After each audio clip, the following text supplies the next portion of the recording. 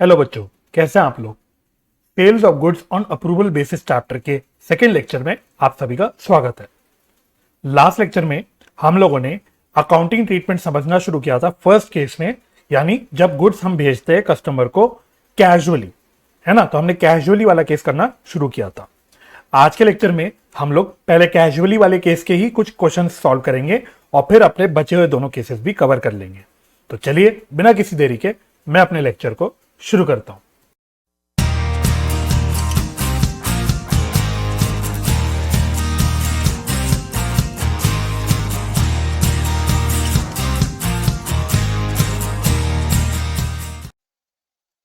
हम लोग सबसे पहले करेंगे आज के लेक्चर में इलस्ट्रेशन नंबर 3 आपके स्टडी मटेरियल का।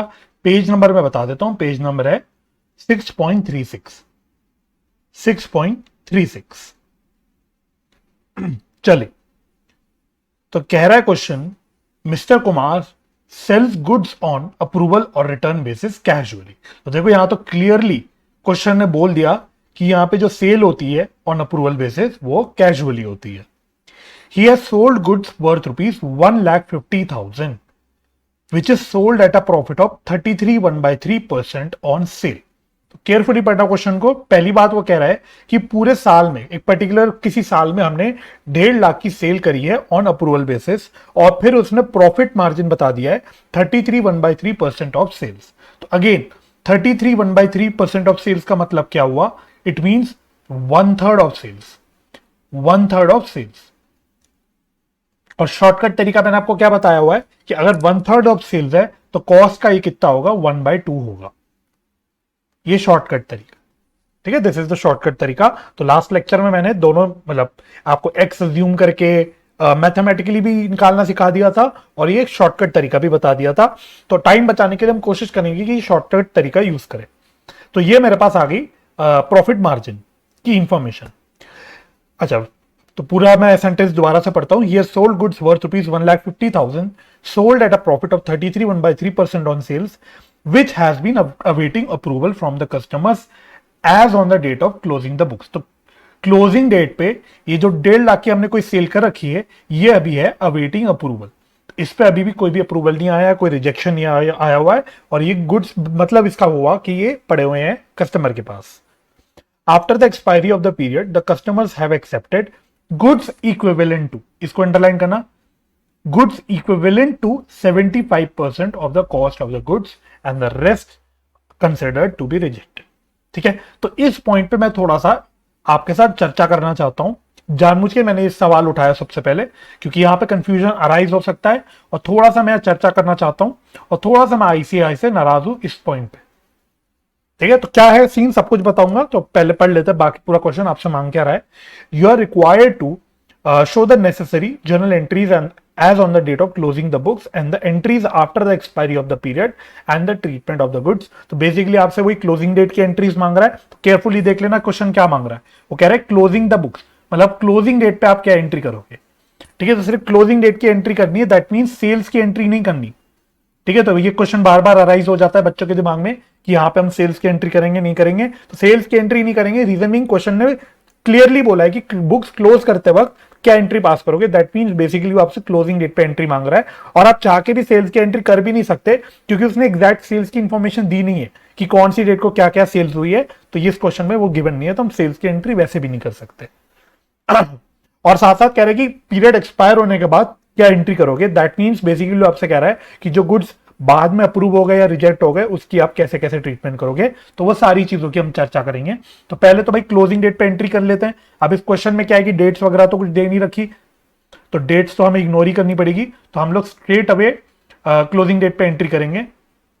तो पहली एंट्री तो क्या होती है, लास्ट लेक्चर में कॉन्सेप्ट तो कवर हो ही गया था। तो सबसे पहले हम क्या करते हैं, जो गुड्स कस्टमर के पास पड़े होते हैं उसकी जो सेल्स की एंट्री है वो रिवर्स कर लेते हैं। सबसे पहला काम हमें ये करना होता है। तो रिवर्सल की एंट्री क्या बता रखी थी, sales account debit, sales account debit to trade receivables बोल सकते हो, कस्टमर्स बोल सकते हो, डेटर्स बोल सकते हो, जो अच्छा लगे वो यूज कर लेना। तो मैं वही ट्रेड रिसीवेबल्स लिख रहा हूं, आप कुछ भी लिख सकते हो। ठीक है, तो यहां तो पूरी सेल्स प्राइस जाती है, सेल्स वैल्यू पे आता है या इनवॉइस प्राइस पे आता है। तो दिस इज 1,50,000। तो ये 1.5 लाख पे हो गई सेल की रिवर्सल की एंट्री। तो 1,50,000 हमने सेल रिवर्स कर दिया। Okay, next entry again closing date पे। नेक्स्ट एंट्री क्या हम लोग रिकॉर्ड करते हैं? इन्वेंट्री विद कस्टमर की एंट्री रिकॉर्ड करते हैं एट कॉस्ट और market value whichever is lower. और जब मार्केट वैल्यू की कोई इंफॉर्मेशन ना हो तो फिर सिंपली हम कॉस्ट पे रिकॉर्ड कर लेते हैं। तो क्या एंट्री हो जाएगी? तो एंट्री जो हमने सीखी थी वो थी inventory with customer account debit to trading account, to trading account. इसकी कैलकुलेशन कैसे करेंगे? तो मैं यही नीचे कर लेता हूं कैलकुलेशन। तो जो इनवॉइस प्राइस है उसमें से अगर मैं प्रॉफिट का हिस्सा हटा दूंगा तो मेरी कॉस्ट निकल के आ जाएगी। तो इनवॉइस प्राइस है मेरी, या सेल्स वैल्यू बोल लो, जो भी बोलना चाहो बोल लो। तो 1.5 लाख की मेरी सेल्स वैल्यू है, इसमें से मेरे को प्रॉफिट हटाना है ना। सेल्स वैल्यू में से प्रॉफिट हटाऊंगा तो कॉस्ट आ जाएगी। तो प्रॉफिट का मार्जिन मैंने क्या बताया? 1/3 ऑफ, उसने क्या बता रखा है? 1/3 ऑफ उसने सेल्स बता रखा है ना। अच्छा, ये 1/3 ऑफ सेल्स बता रखा है, तो सिंपली हम इसका 1/3 हटा देंगे। ठीक है, तो ये तो अच्छी बात हो गई, हमको सेल्स वैल्यू का ही प्रॉफिट मार्जिन दिया हुआ है। दैट मीन्स जो मैंने आपको 1/2 ऑफ कॉस्ट वाला लिख के दे दिया था, इसका हमें एक्सेस को यूज करने की आवश्यकता है ही नहीं। तो ये सिंपली 1/3 ऑफ 3 लाख आ जाएगा। तो ये कितना हो गया? ये हो गया आपका इसका अगर मैं करूंगा 1 लाख, ओहो 1 लाख नहीं, 3 लाख नहीं, 1.5 लाख होगा, sorry, this will be 1.5 lakh. ठीक है, तो ये कितना आ रहा है इसका? ये आ गया, सॉल्व करके मेरे ख्याल से आ जाएगा 1 लाख। 1 लाख आ जाएगा ये, सिंपल। तो कॉस्ट हो गई मेरी 1 लाख की। तो ये तो मेरी क्लोजिंग डेट की 2 घिसी पिटी एंट्रीज हो गई खत्म। ये तो बहुत सिंपल था, यहां पे तो कोई भी दिक्कत की, कंफ्यूजन की बात थी नहीं। अब दिक्कत की बात क्या है उसमें मैं थोड़ा सा आपके साथ चर्चा करूंगा कि यहां पे क्या उसने बोल रखा है। तो आप इस लाइन पे एक बार दोबारा से आना। उसने बोला हुआ है कि क्लोजिंग डेट के बाद कुछ कस्टमर्स ने गुड्स एक्सेप्ट कर दिए। और उसने वर्ड क्या बोला, उसने टर्म क्या यूज किया? तो वो कह रहा था आपसे कि customers accepted the goods equivalent to 75% of the cost of goods, जो भी है। ठीक है, तो इसका मतलब क्या है? इस अंग्रेजी का मतलब मैं बताता हूं क्या बन रहा है। इस अंग्रेजी का जो मतलब बनता है वो क्या बनता है? इस पेन से लिखते हैं। इट मींस कि वैल्यू ऑफ गुड्स एक्सेप्टेड। और जब मैं यहां वैल्यू बोल रहा हूं तो ध्यान रखना, मैं वैल्यू मतलब सेल्स वैल्यू की बात करूं। ठीक है, सेल्स वैल्यू की बात कर रहा हूं। तो कितने सेल्स वैल्यू के गुड्स एक्सेप्ट हुए? 75% ऑफ कॉस्ट के। ये अंग्रेजी का मतलब निकल रहा है। ये मतलब निकल कैसे रहा है? एक शब्द की वजह से निकल रहा है। एक अंग्रेजी का जो शब्द है वो है इक्विवेलेंट। ठीक है, तो इसका ये लॉजिकल इंग्लिश का मतलब ये निकलता है। दैट मींस अगर मैं आपसे बताऊं, पूछूं कि सर कितनी सेल्स वैल्यू के गुड्स एक्सेप्ट हुए, तो आप बोलोगे 75% ऑफ कॉस्ट। कॉस्ट मेरी थी 1 लाख जो मैंने ऊपर निकाली थी। तो दैट मींस 75,000 रुपीज के सेल्स वैल्यू के गुड्स मेरे एक्सेप्ट हुए। मैं बार बार कह रहा हूं सेल्स वैल्यू। ठीक है, 75,000 के सेल्स वैल्यू के गुड्स एक्सेप्ट हुए। दैट मींस कितने के गुड्स एक्सेप्ट नहीं हुए? टोटल सेल्स वैल्यू थी 1.5 लाख की, इसमें से 75,000 के गुड्स एक्सेप्ट हो गए। दैट मींस बचे हुए 75,000 के गुड्स एक्सेप्ट नहीं हुए। इस अंग्रेजी का मतलब यह बनता है। ठीक है, तो लॉजिकली इस अंग्रेजी के हिसाब से मेरी थर्ड एंट्री बननी चाहिए after the closing date. Again dates तो है नहीं मेरे पास, तो मैं डेट लिख नहीं सकता। तो मैंने आपको बताया था लास्ट लेक्चर में, नोट भी लिखवाया था कॉन्सेप्ट में, कि अगर क्लोजिंग डेट के बाद गुड्स एक्सेप्ट हो जाते हैं तो फिर हमको सेल्स की एंट्री पास करनी पड़ती है। उसका सिंपल रीजन ये बताया था क्योंकि हमने क्लोजिंग डेट पे सारी सेल्स रिवर्स कर दी थी। तो क्लोजिंग डेट के बाद अगर कोई भी सेल्स एक्सेप्ट होती है तो हमको दोबारा से सेल्स की एंट्री रिकॉर्ड करनी पड़ती है। तो इसकी एंट्री क्या हो जानी चाहिए थी? इसकी एंट्री होनी चाहिए थी trade receivable account debit to sales account. तो सिंपल अपनी घिसी पिटी हुई सेल्स वाली जो एंट्री होती है वो कर देंगे रिकॉर्ड, और 75,000 पे ये रिकॉर्ड हो जानी चाहिए। और सवाल उठा कि जो रिमेनिंग 75,000 की सेल जो एक्सेप्ट नहीं हुई उसका हमको क्या करना होता है, तो उसकी हम कोई भी एंट्री नहीं पास करते। ये भी लास्ट लेक्चर में नोट में लिख लिया था हमने कि क्लोजिंग डेट के बाद अगर कोई भी सेल रिजेक्ट हो जाता है या कोई भी माल रिजेक्ट हो जाता है तो उसकी हमको कोई अलग से एंट्री पास करने की जरूरत ही नहीं, क्योंकि हम पहले ही सारी सेल्स की एंट्री रिवर्स कर चुके हैं। ठीक है, तो इसके साथ मेरा सवाल खत्म हो जाता है। तो ये है लॉजिकल सवाल जो आईसीआई ने क्वेश्चन में लैंग्वेज डाली उसके हिसाब से मैं बता रहा हूं। लेकिन अब दिक्कत क्या है, आईसीआई ने क्या किया, आईसीआई ने लिखा तो सवाल में 75% of equivalent to 75% of the goods sold, लेकिन उन्होंने इसको ट्रीट कैसे किया, उन्होंने ट्रीट इसको कर दिया 75% ऑफ सेल्स वैल्यू। यानी कि अगर मैं आपको आईसीआई के सोल्यूशन पे ही लेके जाता हूं तो देखो पहली तो एंट्री तो बिल्कुल ठीक है, सेम है, कोई दिक्कत नहीं, यहां तो कोई कंफ्यूजन नहीं है। दिक्कत यहां पे उन्होंने क्या कर दिया, उन्होंने जो वैल्यू ऑफ गुड्स एक्सेप्टेड निकाली वो उन्होंने सेल्स वैल्यू पे निकाल दी। देखो तो 1.5 लाख रुपए की सेल्स वैल्यू की गुड्स थे तो उन्होंने उसका 75% निकाल दिया 1,12,500, और अकॉर्डिंगली एंट्री उन्होंने 1,12,500 की पास करी है।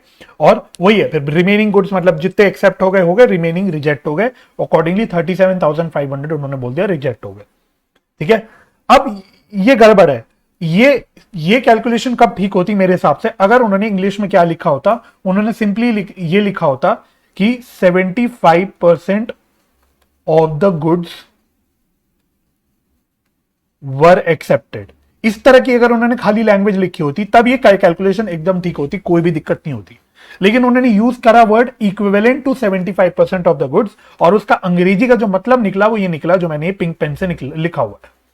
तो मेरे अकॉर्डिंग तो सोल्यूशन ये होना चाहिए, लेकिन अब आईसीआई ने कर रखा है एज यूजुअल, कंफ्यूजन मचा रखी है, बच्चों के दिमाग को कंफ्यूज कर रखा है। बेसिकली उन्होंने क्या कर रखा है, उन्होंने बोला ना ना ना ये कैलकुलेशन नहीं होगी, सिंपली है भाई 1.5 लाख रुपए है, 1.5 लाख रुपए की सेल थी, इसका 75% निकाल लो तो आपकी 1,12,500 की सेल रिकॉर्ड होगी, ये आईसीआई ने बोला है। तो देखो अब इन चीजों में ना मैं भी हेल्पलेस हो जाता हूं, मैं भी क्या बोल सकता हूं, है ना, मैं भी इतना कोई बड़ा इंसान तो कोई हूं नहीं कि भाई मैं आईसीआई में जाऊं और बोलूं और वो तुरंत इस बात को रिजॉल्व कर देंगे, ऐसा कुछ होगा नहीं, है ना। तो मैं हेल्पलेस हूं, ठीक है, तो आप इस पॉइंट पर अटकोगे मुझे पता है, और आपका अटकना बिल्कुल एक्सेप्टेबल है, कोई दिक्कत नहीं है, लेकिन ये कंफ्यूजन है। तो आप एक काम कर सकते हो, अगर आपको थोड़ा सा इस पे कुछ करना है, आप एक काम कर सकते हो, आप इंस्टीट्यूट को एक मेल लिख सकते हो इस पॉइंट के ऊपर, स्क्रीनशॉट वगैरह लगा के आपकी क्लैरिफिकेशन दो भाई कि ये कैलकुलेशन कैसे करी, और जो आपने वर्ड ये लाइन लिखी हुई थी 75% मतलब equivalent to 75% of the cost of the goods, इस लाइन का फिर क्या रेलिवेंस है अगर हम 1.5 लाख का ही 75% निकाल रहे हैं, ये आप इसको पूछना, है ना। अब इंस्टीट्यूट इस पे कोई क्लैरिफिकेशन देगा तो बहुत अच्छी बात है, नहीं देगा तो हम क्या कर सकते हैं, है ना। अनफॉर्चुनेटली जो मुझे लगता है अगर ये सवाल आपका एग्जाम में आएगा तो वो सजेस्टेड आंसर में यही देंगे, और अगर आप मेरे ख्याल से 75,000 करके आ जाओगे, इवन तो आप अगर अपना अजम्पशन लिख के आ जाना, अब अपना अजम्पशन लिख के आ जाना, लेकिन बहुत चांसेस है कि आईसीआई इस पे नंबर काट देगा, आईसीआई इस पे नंबर काट देगा। ठीक है, तो क्वेश्चन की लैंग्वेज के हिसाब से लॉजिकल कैलकुलेशन ये वाली है, ये मैंने आपको बता दिया, लेकिन इंस्टीट्यूट क्या कर रहा है, ये आईसीआई कर रहा है बेसिकली, मतलब वो सेल्स वैल्यू का 75% ले रहा है, राइट। तो बस ये सवाल था, तो वही मैं आपसे कह रहा था कि आप अपनी एग्जाम में नोट लिख के आ सकते हो, एक्सप्लेनेशन देके आ सकते हो, but I am not exactly sure कि क्या आपके नोट लिखने से कुछ फायदा होगा कि नहीं होगा, क्योंकि जो सजेस्टेड आंसर निकलेगा इस सवाल में अगर एग्जाम में आया तो वो तो इसी हिसाब से निकलेगा। ठीक है, तो मैं लास्ट लेक्चर में भी कह रहा था कि इंस्टीट्यूट को अपनी एक्सप्लेनेशंस देनी चाहिए, कुछ थोड़ी बहुत कहीं कहीं अपनी इलस्ट्रेशंस में थोड़ा सा बच्चों को क्लैरिफिकेशन देनी चाहिए, बट वो अनफॉर्चुनेटली अक्सर देते नहीं है, जिस वजह से सारी कंफ्यूजन क्रिएट होती है, राइट। तो मैंने अपनी तरफ से फिर भी कोशिश करी कि मैं आपको अपना लॉजिक बता पाऊं इस सवाल का, और कॉन्सेप्चुअल क्लैरिटी तो मैं आपको यहां पे दे पाऊं। ठीक है, तो बस अब हम फटाफट से बढ़ते हैं अपने नेक्स्ट क्वेश्चन की ओर। अब हम करेंगे इलस्ट्रेशन नंबर 5। इलस्ट्रेशन नंबर 5, इस पे आप लोग इंपॉर्टेंट मार्क कर लेना। ठीक है, पेज नंबर भी बता देता हूं, पेज नंबर आपके स्टडी मटेरियल का 6.38। तो क्वेश्चन कह रहा है कैली company sends out its gas containers to dealers on sale और रिटर्न बेसिस। तो कैली कंपनी कोई है, ये अपने कुछ गैस कंटेनर्स बेचती है ऑन सेल और return basis. All such transactions are however treated as actual sales. हम बेचते तो हैं सेल और रिटर्न बेसिस पे, लेकिन हम इनको एक्चुअल सेल्स की तरह ट्रीट करते हैं, तो वही अपना कैजुअली वाला केस आ गया। And are pass through the day book, मतलब हम अपनी सेल्स बुक में इसको रिकॉर्ड करते रहते हैं। Just before the end of the financial year 100 gas containers which cost them ₹900 each, थोड़ी अंग्रेजी गड़बड़ है, जिसकी कॉस्ट थी 900 रुपए each, have been sent to the dealer on sale और return basis and have been debited to his account at ₹1200।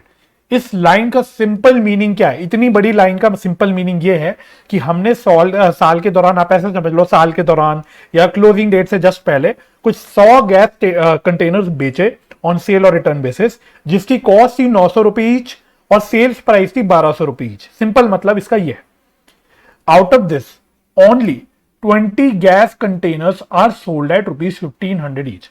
In 100 gas containers में से 20 गैस कंटेनर्स एक्सेप्ट हुए, अप्रूव हुए, लेकिन वो अप्रूव किस प्राइस पे हुए? ध्यान से पढ़ना, वो अप्रूव हुए 1500 रुपए पे। हमने बेचे थे किस पे? 1200 रुपए पे, मतलब हमारा ओरिजिनल इनवॉइस प्राइस था 1200 रुपए का, लेकिन जब ये 20 गैस कंटेनर्स एक्सेप्ट हुए तो ये ज्यादा प्राइस पे एक्सेप्ट हो गए। You are required to pass necessary adjustment entries for the purpose of profit and loss account and balance sheet. That means वही आपको अपनी क्लोजिंग डेट वाली हम जो एंट्रीज करते हैं वो पास करनी है। ठीक है, अच्छा, तो पहले ना इस क्वेश्चन को थोड़ा सा और सिंप्लीफाई करके लिख देते हैं। तो क्वेश्चन ने आपसे क्या बोला? क्वेश्चन ने बोला कि हमने साल के दौरान, ऐसे समझ लो, साल के दौरान 100 गैस कंटेनर्स बेचे। इसकी कॉस्ट कितनी थी? कॉस्ट क्वेश्चन ने बोला थी 900 पर यूनिट, समझ लो 900 पर यूनिट। पर गैस कंटेनर 900 रुपए की कॉस्ट थी, लेकिन इसकी सेल्स प्राइस थी 1200 रुपए पर यूनिट की। तो भाई जाहिर सी बात है, जब हम ये कैजुअली वाला केस कर रहे हैं, क्वेश्चन क्लियरली बोल रहा है कि हम इस सेल को नॉर्मल सेल की तरह ट्रीट करते हैं, तो जब हमने 100 गैस कंटेनर्स बेचे होंगे तो हमने क्या एंट्री पास कर दी होगी? Trade receivables account debit to sales वाली एंट्री पास कर दी होगी। तो हमने टोटल 100 गैस कंटेनर्स बेचे और उसकी सेल्स प्राइस या इनवॉइस प्राइस 1200 रुपए है, तो हमने 1,20,000 की सेल रिकॉर्ड कर दी होगी। ये हो गया इसका मतलब। अब आगे उसने बोला इन 100 गैस कंटेनर्स में से 20 गैस कंटेनर्स ऐसे थे जो एक्सेप्ट तो हो गए, लेकिन वो कौन सी प्राइस पे एक्सेप्ट हुए? वो 1500 रुपए पे एक्सेप्ट हो गए, 1500 पर यूनिट के, 1500 रुपए पर यूनिट। यानी इनकी ओरिजिनल सेल्स प्राइस थी 1200 रुपए की, पर ये एक्सेप्ट हो गए 1500 रुपए पे।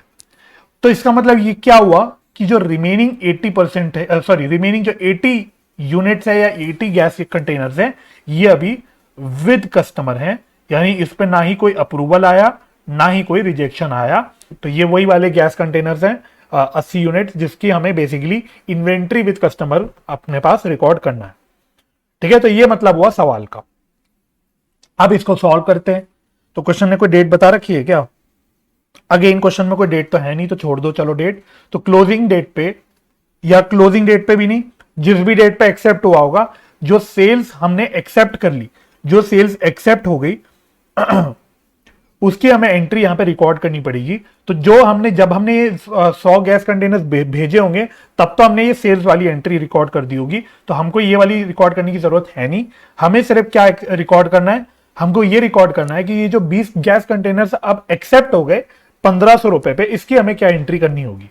तो जाहिर सी बात है, ये मैं कॉन्सेप्ट में डिस्कस कर चुका था लास्ट लेक्चर में, जब भी भेजे हुए गुड्स ज्यादा इनवॉइस प्राइस या ज्यादा प्राइस पे एक्सेप्ट हो जाते हैं, तो जो डिफरेंस इन प्राइस होता है उसके लिए हमें एक एडिशनल सेल्स एंट्री पास करनी होती है। उसका लॉजिक सिंपल क्या है कि भाई 1200 रुपए पे तो सेल हम ऑलरेडी यहां पे रिकॉर्ड कर चुके होंगे, लेकिन गुड्स हुए 1500 रुपए पे एक्सेप्ट, यानी 300 रुपए ज्यादा प्राइस पे एक्सेप्ट हो गए। तो इस 300 रुपए के लिए मेरे को बेसिकली सेल्स की एंट्री और करनी पड़ती है, बात को ठीक ठीक करने के लिए। ठीक है, तो एंट्री हो जाएगी वही अपनी, डेटर अकाउंट डेबिट बोल दो, कस्टमर अकाउंट डेबिट बोल दो, किताब वाले ट्रेड रिसीवेबल बोलते हैं तो ट्रेड रिसीवेबल बोल लो, जो बोलना चाहो बोल लो। तो trade receivable account debit to sales account. तो इसकी कैलकुलेशन क्या होगी?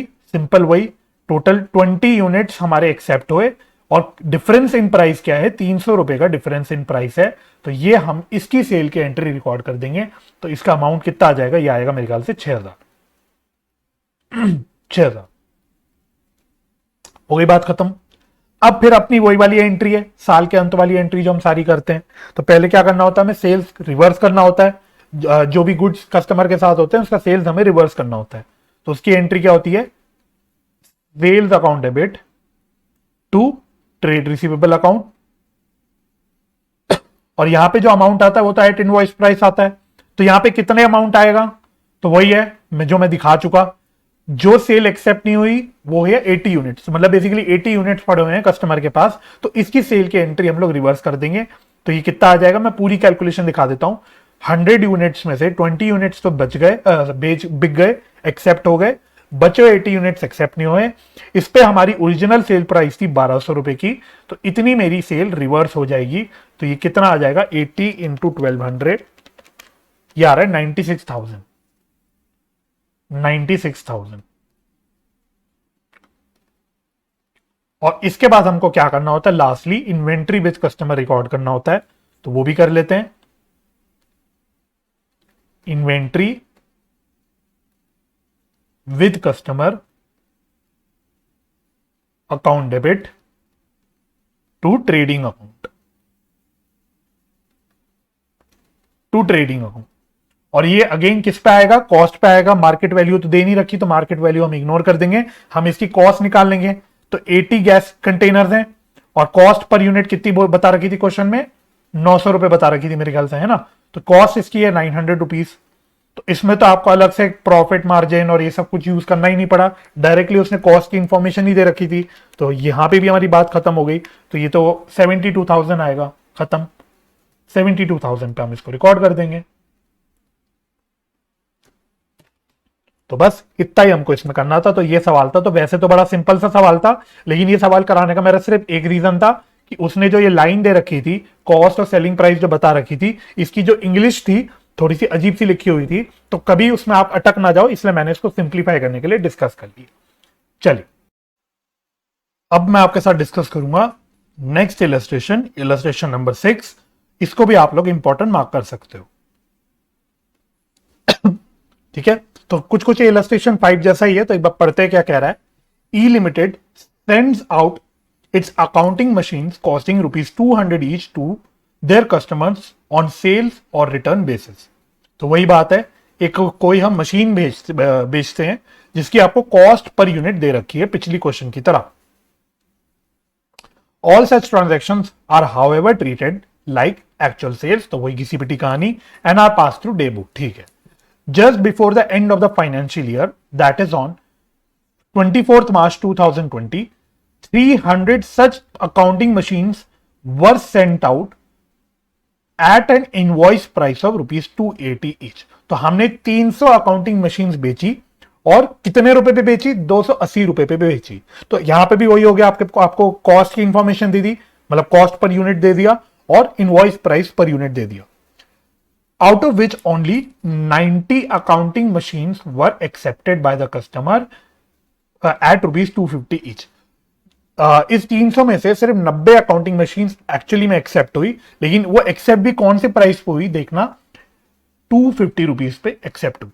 तो ओरिजिनल इनवॉइस प्राइस यहां पे 280 रुपए था, लेकिन ये एक्सेप्ट हुई एट ₹250। तो बिल्कुल उल्टा केस हो गया पिछले क्वेश्चन से। यहां पे जो एक्सेप्ट हो रहा है माल, वो कौन से प्राइस पे एक्सेप्ट हो रहा है, at lower than the invoice price, at lower than the invoice price, and as to the rest no report is forthcoming। मतलब बाकी बचे हुए जो माल था, 300 में से 90 चले गए तो बच गए 210। तो 210 जो मशीन्स थी वो अभी भी कस्टमर के पास पड़ी है। Show the journal entries in the books of the company for the purpose of preparing final accounts. तो आपको एंट्री करनी है, आप इसमें चाहो तो, क्योंकि इसमें डेट वगैरह भी दे रखी है, आप सेल्स की एंट्री भी कर सकते हो। इनफैक्ट पिछले क्वेश्चन में भी अगर आपको लगे कि सर इसमें सेल्स की एंट्री भी हमें करनी चाहिए, तो आप सेल्स की एंट्री भी करके दिखा सकते हो, आपके कोई नंबर काटेगा नहीं। ठीक है, तो उसमें आपको कोई टेंशन नहीं लेनी। तो आप एडिशनली पहली बार इसमें सेल की एंट्री कर सकते हो। तो मैं एक काम करता हूं, पहले इस क्वेश्चन को एनालाइज कर लेता हूं पिछले क्वेश्चन की तरह। तो वही बात है भाई, देखो हमने 300 अकाउंटिंग मशीन्स बेची ऑन सेल और रिटर्न बेसिस। सबसे पहले इसकी आपको कॉस्ट भी दे रखी है और इनवॉइस प्राइस भी दे रखी है। कॉस्ट कितनी बता रखी है, एक बार वापस आ जाता हूं, तो कॉस्ट बता रखी है 200 रुपए और इनवॉइस प्राइस बता रखी है 280, तो 200 पर यूनिट, 280 पर यूनिट। इसमें से 300 में से वो कहता है कि 90 मशीन्स एक्सेप्ट हो गई, तो 90 मशीन्स हमारी एक्सेप्ट हो गई। कितने रुपए पे एक्सेप्ट हुई, लेकिन ये हुई eight 250 per unit, 250 per unit. इसके माने ये कि रिमेनिंग मशीन हमारी एक्सेप्ट नहीं हुई, यानी वो है अभी भी पड़ी विद कस्टमर। बस ये क्रक्स बन गया आपके पूरे क्वेश्चन का, बस इसी के बेसिस पे आपको एंट्री करनी है। तो मैंने आपसे बोला आप इसमें सेल्स की एंट्री करके दिखा सकते हो, कोई भी दिक्कत की बात नहीं है, कोई आपके नंबर काटने नहीं वाला है ना। आप एक्स्ट्रा ही काम कर रहे हो, कोई बात नहीं। तो आपको अगर सेफ साइड रहना, आपको डाउट हो रहा है, तो आप सेल्स की एंट्री करके दिखा देना यहाँ पे। तो सेल्स की एंट्री मेरी क्या हो जाएगी, वही trade receivable account debit to sales account. हमने कितनी अकाउंटिंग मशीन्स बेची, हमने 300 अकाउंटिंग मशीन्स बेची। कितने इनवॉइस प्राइस पे, 280 पे। बस ये कर लेना, तो ये कितना आएगा 300 इंटू 280, तो this is coming out to be 84,000।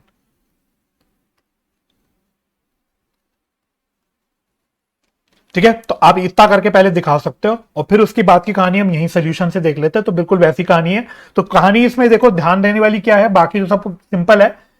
ध्यान ये देना है कि इस क्वेश्चन में जो एक्सेप्ट हुआ है, जो हमारे गुड्स एक्सेप्ट हुए हैं,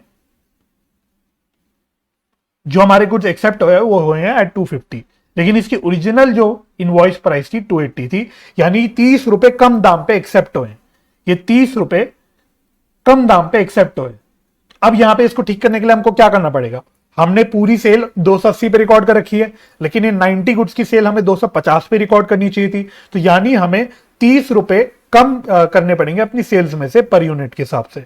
ठीक है, तो हम सेल्स रिवर्सल की एंट्री कर लेंगे, sales account debit to trade receivable account, वही अपनी रिवर्सल वाली एंट्री, और कैलकुलेशन अपनी वही आ जाएगी। 90 यूनिट्स हैं टोटल, और कितने रुपए कम हमारे एक्सेप्ट हुए, 30 रुपए कम एक्सेप्ट हुए हैं। तो 30 रुपए पे हम लोग 90 यूनिट्स के हिसाब से अपनी एंट्री रिकॉर्ड कर देंगे। और फिर तो वही है अपनी बची हुई जो यूनिट्स है, 210 यूनिट्स जो हो गए, जो कस्टमर के पास पड़े, इसकी भी हमें सेल रिवर्सल करनी पड़ेगी। तो इसकी हम पूरी 210 यूनिट्स पूरे के लिए हम लोग रिवर्सल कर लेंगे।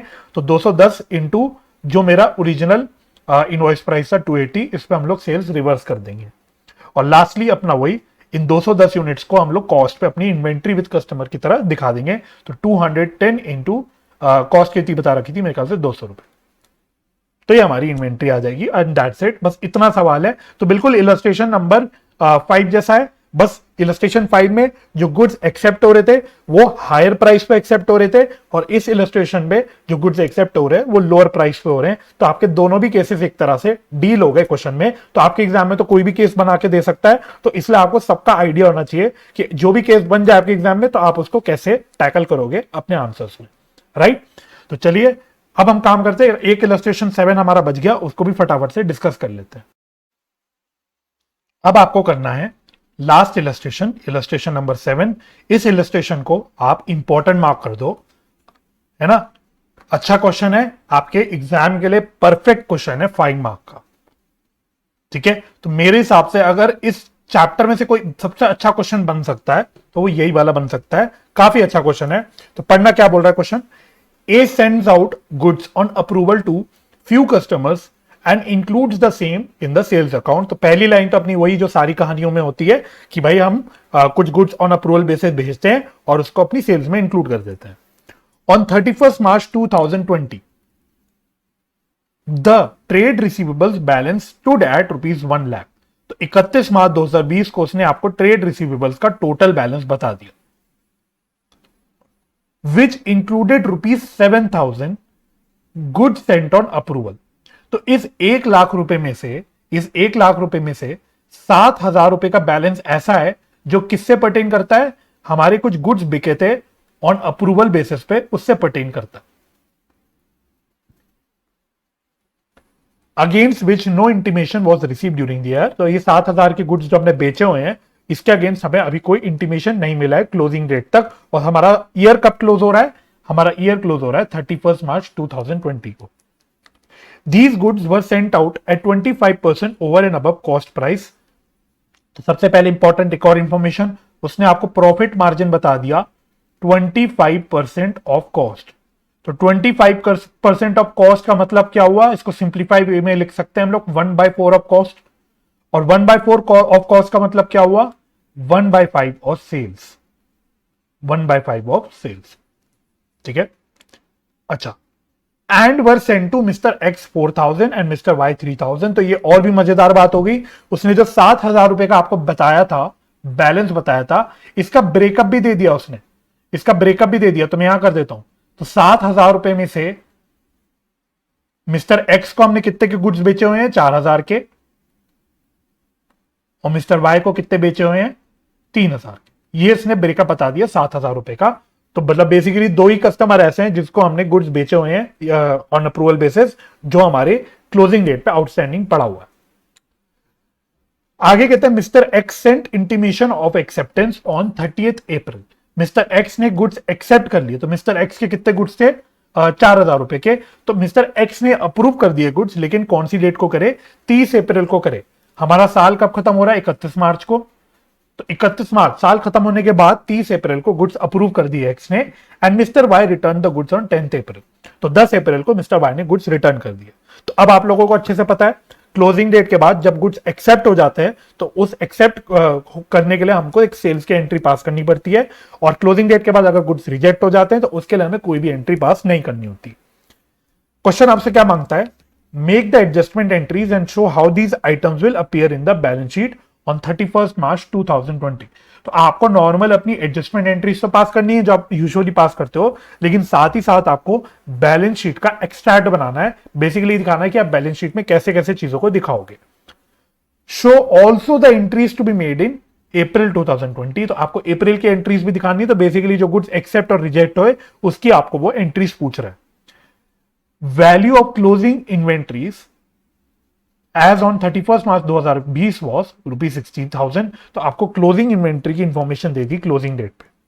तो आप इसमें क्या क्या एंट्रीज करोगे, तो पहले तो अपनी वही एंट्री हो जाती है घिसी पिटी 31 मार्च 2020 को जो एडजस्टमेंट एंट्रीज होगी। तो हम क्या एंट्री करेंगे, आ जाओ, तो मैं कर लेता हूं आपके साथ साथ। तो हम लोग सबसे पहले वही अपने सेल्स को रिवर्स करेंगे। तो ट्रेड रिसीवेबल अकाउंट डेबिट, आप इसको ट्रेड रिसीवेबल अकाउंट भी लिख सकते हो, और आप इसको पार्टी का अकाउंट को भी डेबिट करके दिखा सकते हो। तो मैं एक काम करता हूं, पार्टी का अकाउंट क्योंकि दे रखा है तो मैं पार्टी का नाम ही लिख देता हूं, x account debit, wise account debit, sorry ना, ये तो मैं सेल्स की एंट्री पास करने लग गया। सेल्स की एंट्री थोड़ी पास करनी है हमको रिवर्सल की एंट्री पास करनी। ठीक है, तो दोबारा करते हैं, सेल्स अकाउंट डेबिट। अब इसमें आप टू ट्रेड रिसीवेबल करके एक साथ भी कर सकते हो, आप पार्टीज को अलग अलग भी करके दिखा सकते हो। तो मैं एक काम करता हूं, मैं पार्टीज को अलग अलग करके दिखा देता हूं। तो 2x account, 2y account, total amount हो गया 7,000 का, इसमें से 4,000 x का है, 3,000 y का है। ठीक है, तो स्टडी मटेरियल के सोल्यूशन में उन्होंने ट्रेड रिसीवेबल लिखा हुआ है, तो आप ट्रेड रिसीवेबल भी दिखा सकते हो, आप पार्टी का नाम भी लिख सकते हो, जो आपको अच्छा लगे वो कर लेना, कोई दिक्कत की बात नहीं है। अच्छा, 31 मार्च 2020 को जो कस्टमर के पास गुड्स पड़े वो हमको रिकॉर्ड करने हैं। तो inventory with customers account debit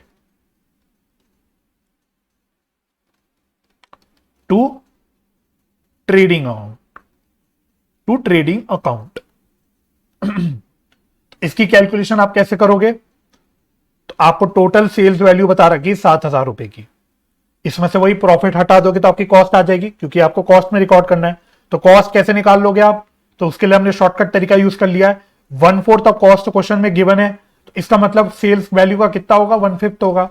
तो 7,000 रुपए क्योंकि मेरी सेल्स वैल्यू है, तो प्रॉफिट मैं इसका निकाल लूंगा 1/5 ऑफ 7,000।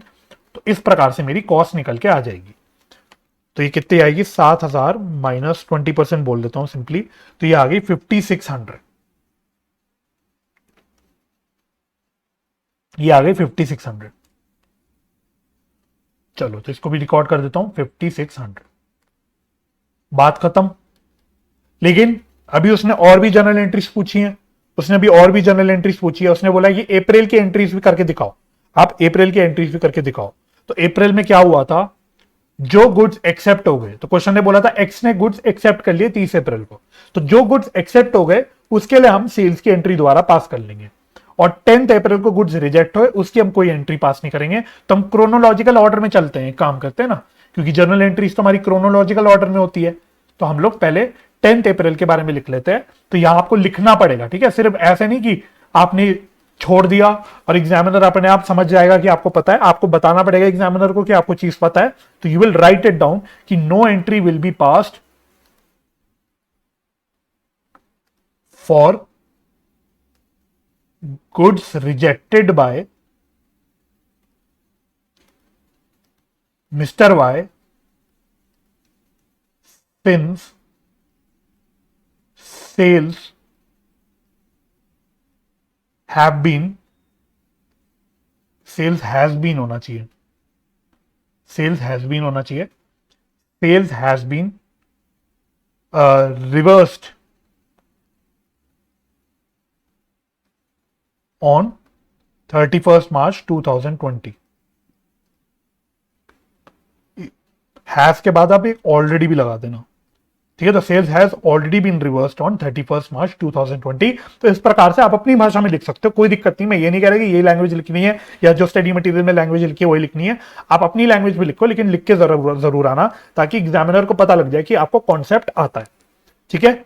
अच्छा, इसके बाद 30 अप्रैल को तो भाई जो गुड्स एक्सेप्ट हो गए, मिस्टर एक्स ने जो गुड्स एक्सेप्ट कर लिए, इसकी एंट्री हम लोग रिकॉर्ड कर लेंगे।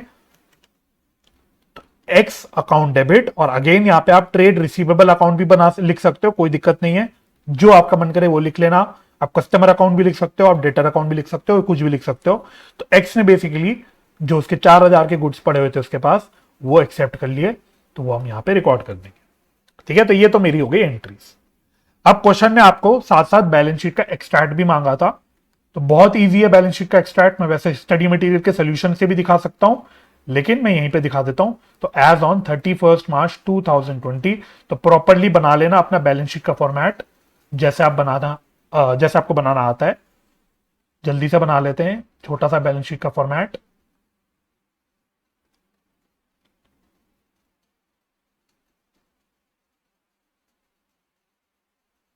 ठीक है, तो बहुत बड़ा बनाने की जरूरत नहीं है, तो एक ऐसी फॉर्मेट बना लेते हैं। तो यहां पे आ जाता है आपका क्या, यहां आती है आपकी लाइबिलिटीज, यह आता है आपका रुपीस, यह आता है आपके एसेट्स, यहां पे भी रुपीस, ठीक है। अच्छा, लाइबिलिटी साइड तो देखो कुछ आएगा नहीं, है ना, लाइबिलिटी साइड की तो कोई इंफॉर्मेशन नहीं दे रखी, हम बेसिकली सिर्फ एक्स्ट्रैक्ट बना रहे हैं। तो हम क्या क्या दिखाएंगे, तो एक तो हम दिखाएंगे ट्रेड रिसीवेबल्स। तो यहां पे आप ट्रेड रिसीवेबल्स लिखोगे। बैलेंस शीट में कभी भी इंडिविजुअल पार्टी के नाम नहीं आते, यहाँ पे ग्रुपिंग होती है, ग्रुपिंग के बाद टोटल आता है, आपकी सारी बातें आती है। तो यहाँ पे तो सारी ट्रेड रिसीवेबल्स एक साथ आएंगे। तो ट्रेड रिसीवेबल्स अगर आप क्वेश्चन में देखोगे तो कितने गिवन है, तो क्वेश्चन में सबसे पहले उसने बता दिया था कि टोटल कितने हमारे ट्रेड रिसीवेबल्स हैं, 1 लाख रुपए के ट्रेड रिसीवेबल्स हैं। तो 1 लाख रुपए के मेरे ट्रेड रिसीवेबल्स हो गए। इसमें से जो गुड्स जो बेसिकली ट्रेड रिसीवेबल्स हैं एक्स और वाई हैं, जिनको गुड्स हमने ऑन रिटर्न बेसिस बेचा था, तो उसका तो हमने रिवर्स कर दिया।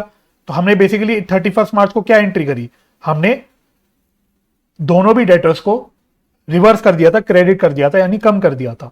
तो जो 7,000 रुपए हमने रिवर्स कर दिए एंट्रीज, वो 7,000 रुपए हमें यहां से हटाने पड़ेंगे। तो दैट मीन्स हमारी 31st मार्च की बैलेंस शीट में जो डेटर्स का बैलेंस आएगा या जो ट्रेड रिसीवेबल्स का बैलेंस आएगा वो आएगा 93,000। अब आप ये मत बोलना कि सर 30 अप्रैल को 4,000 रुपए वापस डेबिट भी तो हो गया था, तो ये 4,000 रुपए ऐड करके दिखाना चाहिए। तो आपके मन में ये सवाल आना नहीं चाहिए। क्यों?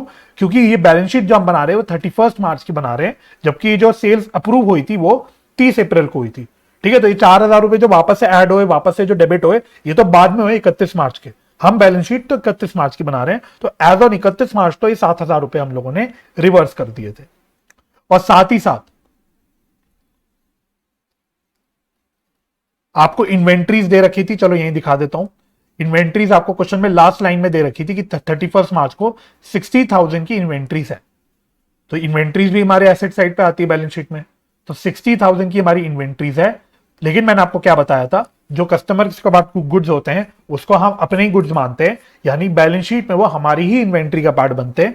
तो जो कस्टमर्स के पास हमने गुड्स रिकॉर्ड करे वो भी हमको यहां पे दिखाने पड़ेंगे। तो इन्वेंट्रीज विद कस्टमर है ना। तो कितनी हमने रिकॉर्ड करी थी, आ जाओ ट्रेडिंग अकाउंट में, किधर गया, ये रहा।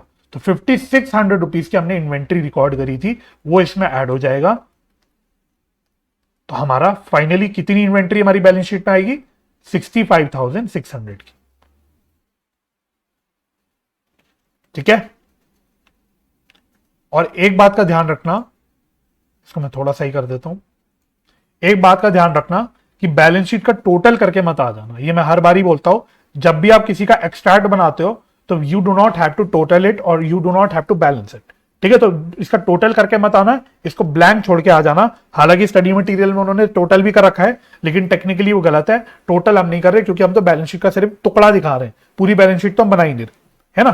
तो सिर्फ इतना आप करके आ जाओगे और आपका काम हो जाएगा।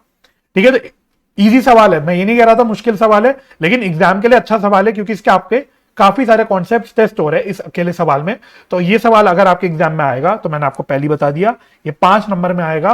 और अगर आपको कॉन्सेप्ट आते हैं तो आप आसानी से 5 नंबर के सवाल पूरा अच्छे से कर सकते हैं। ठीक है। तो इसी के साथ हमारा ये वाला केस खत्म हो गया, जो हम पहला केस सीख रहे थे, when goods are sent on approval basis casually, है ना। तो कैजुअली वाला केस खत्म हो गया। अब हम अपने अगले केस की ओर बढ़ते हैं। अब आप अपनी नेक्स्ट कॉन्सेप्चुअल हेडिंग डाल देना, case number 2, when goods are sent on approval basis frequently. ठीक है। तो हम यहां पे किसकी बात करेंगे, अब फ्रीक्वेंटली की बात करेंगे। केस नंबर 1 हमने कवर कर दिया था, जहां पे गुड्स कैजुअली भेजे जाते थे। अब यहां पे हम लोग फ्रीक्वेंटली वाले केस की बात करेंगे। ठीक है। तो फ्रीक्वेंटली पे आप लोग डब्बा बना लेना, हाईलाइट कर देना, जो भी करना है कर लेना। ये हमारा आइडेंटिफिकेशन है इस केस का। ठीक है। तो इसमें पहले काम करते हैं, पहले लिख लेते हैं और उसके बाद इसको समझेंगे। चलिए, तो आप लोग मेरे साथ लिखना, फर्स्ट एरो डाल के,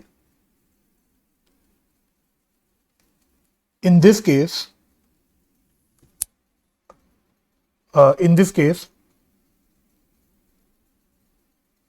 neither the cell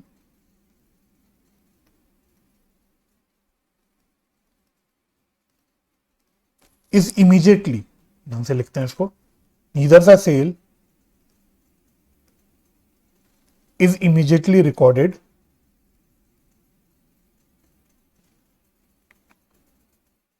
nor the title in the property,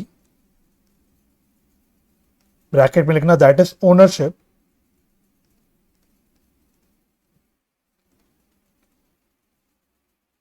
is passed on immediately.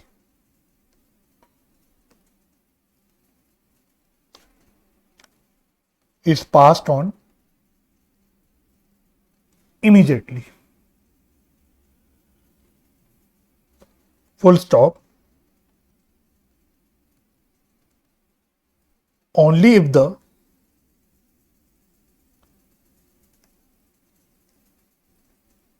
requisite conditions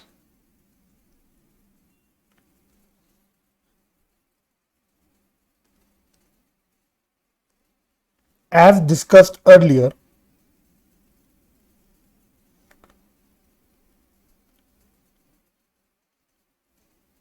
is satisfied, the sale is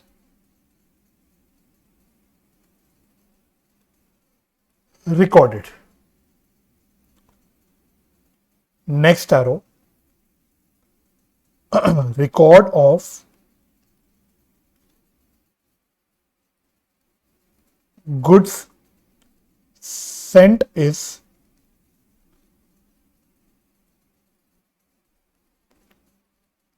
maintained in a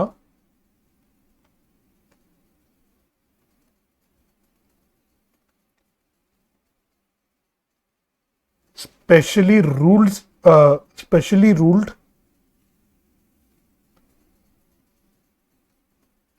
या इसको मैं नीचे लिखता हूं, specially ruled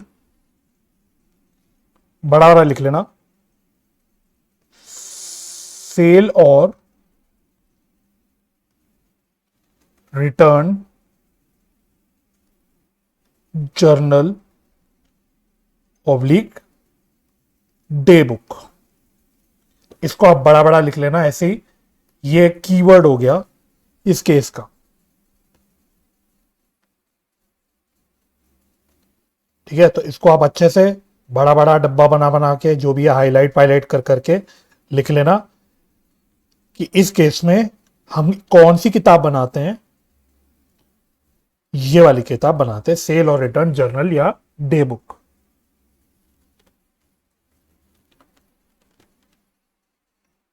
instead of normal journal entries. और ये जो होती है सेल और रिटर्न जर्नल या डे बुक, इसको हम बोलते हैं it is a memorandum book.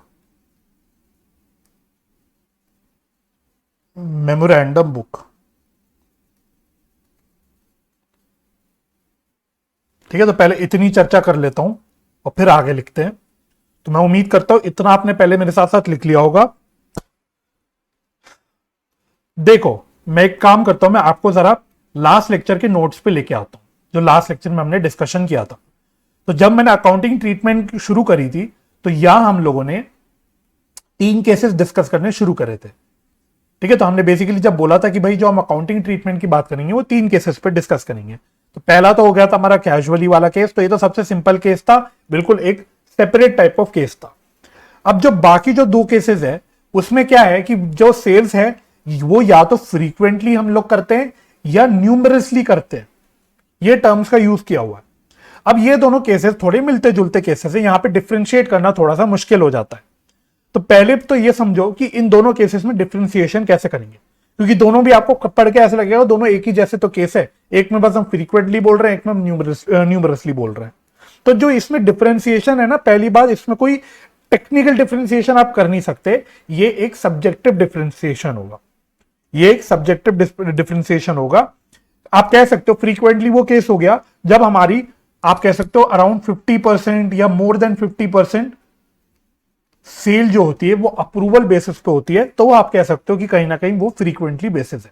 ध्यान रखना, ये मैं एक जजमेंटल, मतलब एक अपनी जजमेंट के हिसाब से बता रहा हूं, कहीं पे भी नियम में, किसी अकाउंटिंग स्टैंडर्ड में कहीं पे भी नहीं लिखा कि फ्रीक्वेंटली का मतलब एग्जैक्ट ये होता है। ठीक है, तो थोड़ा ही सब्जेक्टिव मैटर है, तो हमें थोड़ा अपना जजमेंट लगाना पड़ेगा। तो रफली आप कह लो 50-60% जब हमारी सेल हो रही होगी ऑन अप्रूवल बेसिस, तो हम इसको फ्रीक्वेंटली वाले केस में कवर कर लेंगे। और जब न्यूमरसली वाला केस आता है, तो ये तो समझ लो बिल्कुल हमारी मेजॉरिटी सेल, मेजॉरिटी क्या, आप 90% या 95% सेल आप कह लो कि हमारी ऑन अप्रूवल बेसिस ही होती है, यानी हमारा पूरा business he on approval basis, मतलब सेल ऑन अप्रूवल बेसिस पे चलता है, तो वो हमारा न्यूमरसली वाला केस आ जाएगा। तो कैजुअली क्या हुआ, आप ऐसा समझ लो, कैजुअली सबसे नीचे वाला केस हुआ कि बहुत गिनी चुनी हमारी सेल होती है जो ऑन अप्रूवल बेसिस होती है।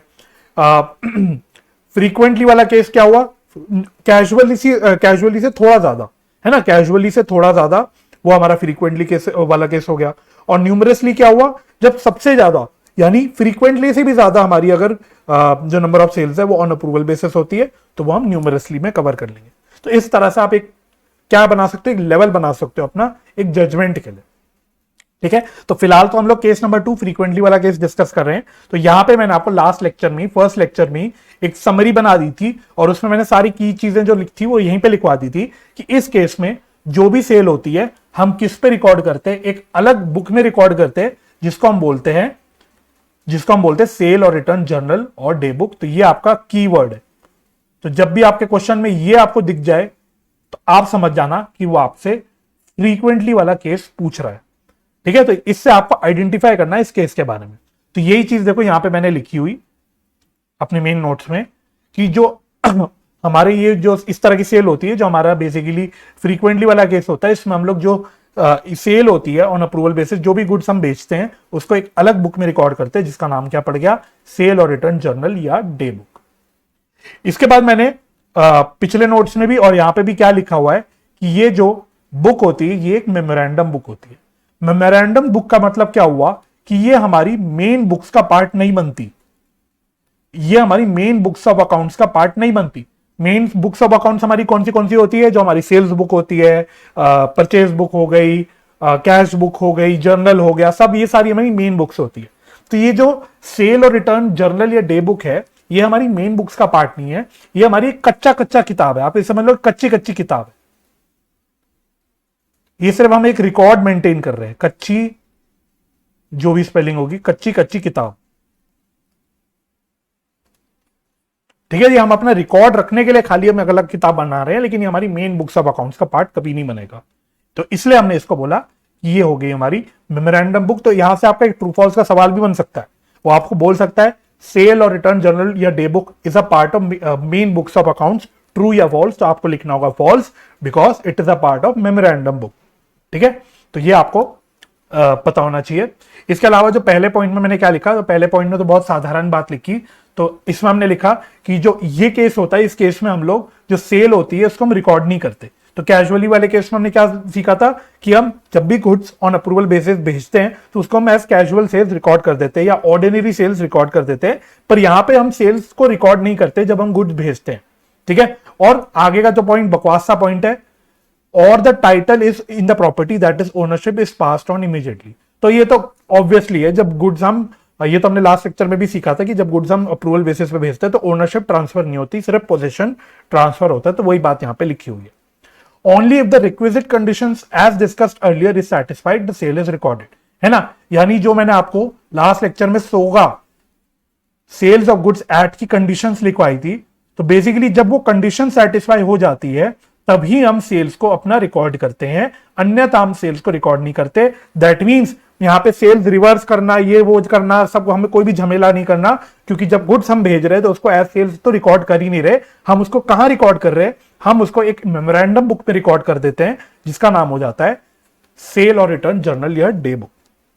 ठीक है, अब सवाल उठा सर ये सेल और रिटर्न जर्नल या डे बुक का फॉर्मेट कैसा दिखता है?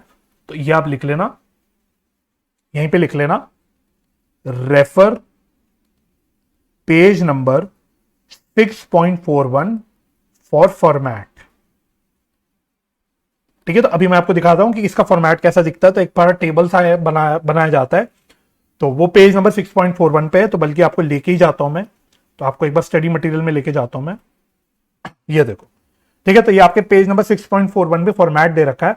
तो इस फॉर्मेट में आपका बनता है सेल और रिटर्न डे बुक या फिर जर्नल। तो देखो बेसिकली इसकी 4 बाइफर्केशन है, बड़ी टेबल की 4 सेक्शन बना रखे हैं। एक उन्होंने क्या बोल दिया, एक उन्होंने बोल दिया गुड्स सेंट ऑन अप्रूवल, यानी यहां पे हम जब भी गुड्स भेजते हैं तब हम इस वाली जगह पे इसको रिकॉर्ड कर देते हैं। तो अभी एक सवाल मैं आपको करके दिखाऊंगा कि कैसे रिकॉर्ड करते हैं, तो अभी आप खाली इसको समझ लो। इसके बाद गुड्स अगर रिटर्न हो गए तो हम इसको यहां दिखा देते हैं, गुड्स अप्रूव हो गए उसको हम यहां दिखा देते हैं, और सब कुछ कर आने के बाद जो भी बैलेंस बच जाता है उसको हम यहां दिखाते हैं। तो बैलेंस का मतलब क्या हुआ? तो बैलेंस का मतलब चाहे तो आप कहीं पे लिख लेना, बैलेंस कैसे निकलता है। Balance is equal to goods sent minus goods returned minus goods approved.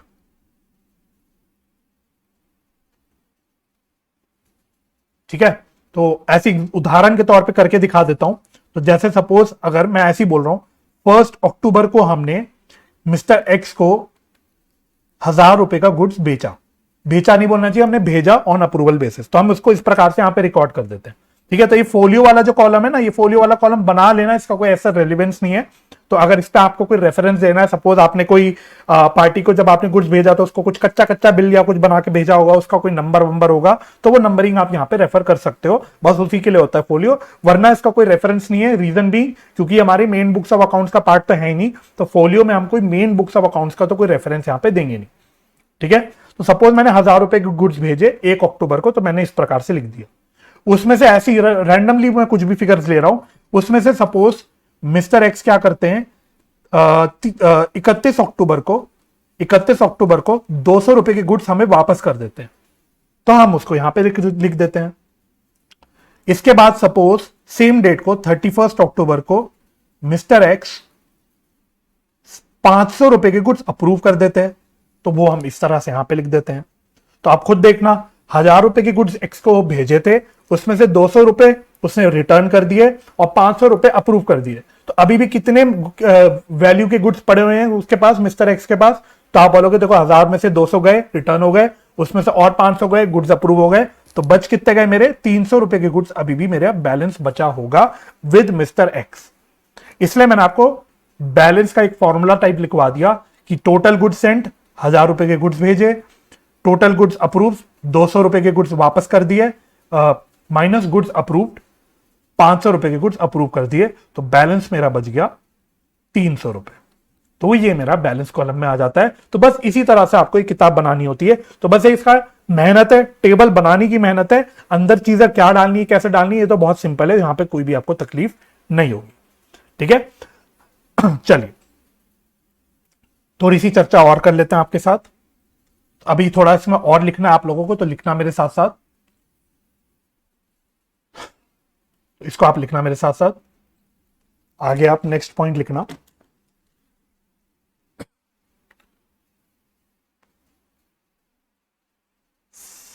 Following entries are passed in the main books. In the main books क्या क्या एंट्री पास होती है?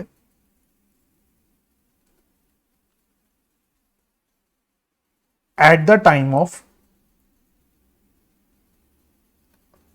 अप्रूवल। अप्रूवल के टाइम पे हम एंट्री पास करते हैं, तो वही एंट्री क्या हो जाती है? Customer account debit to sales account.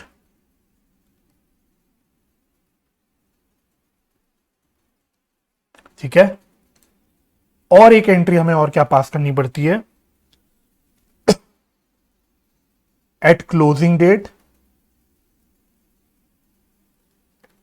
Eight closing date with respect to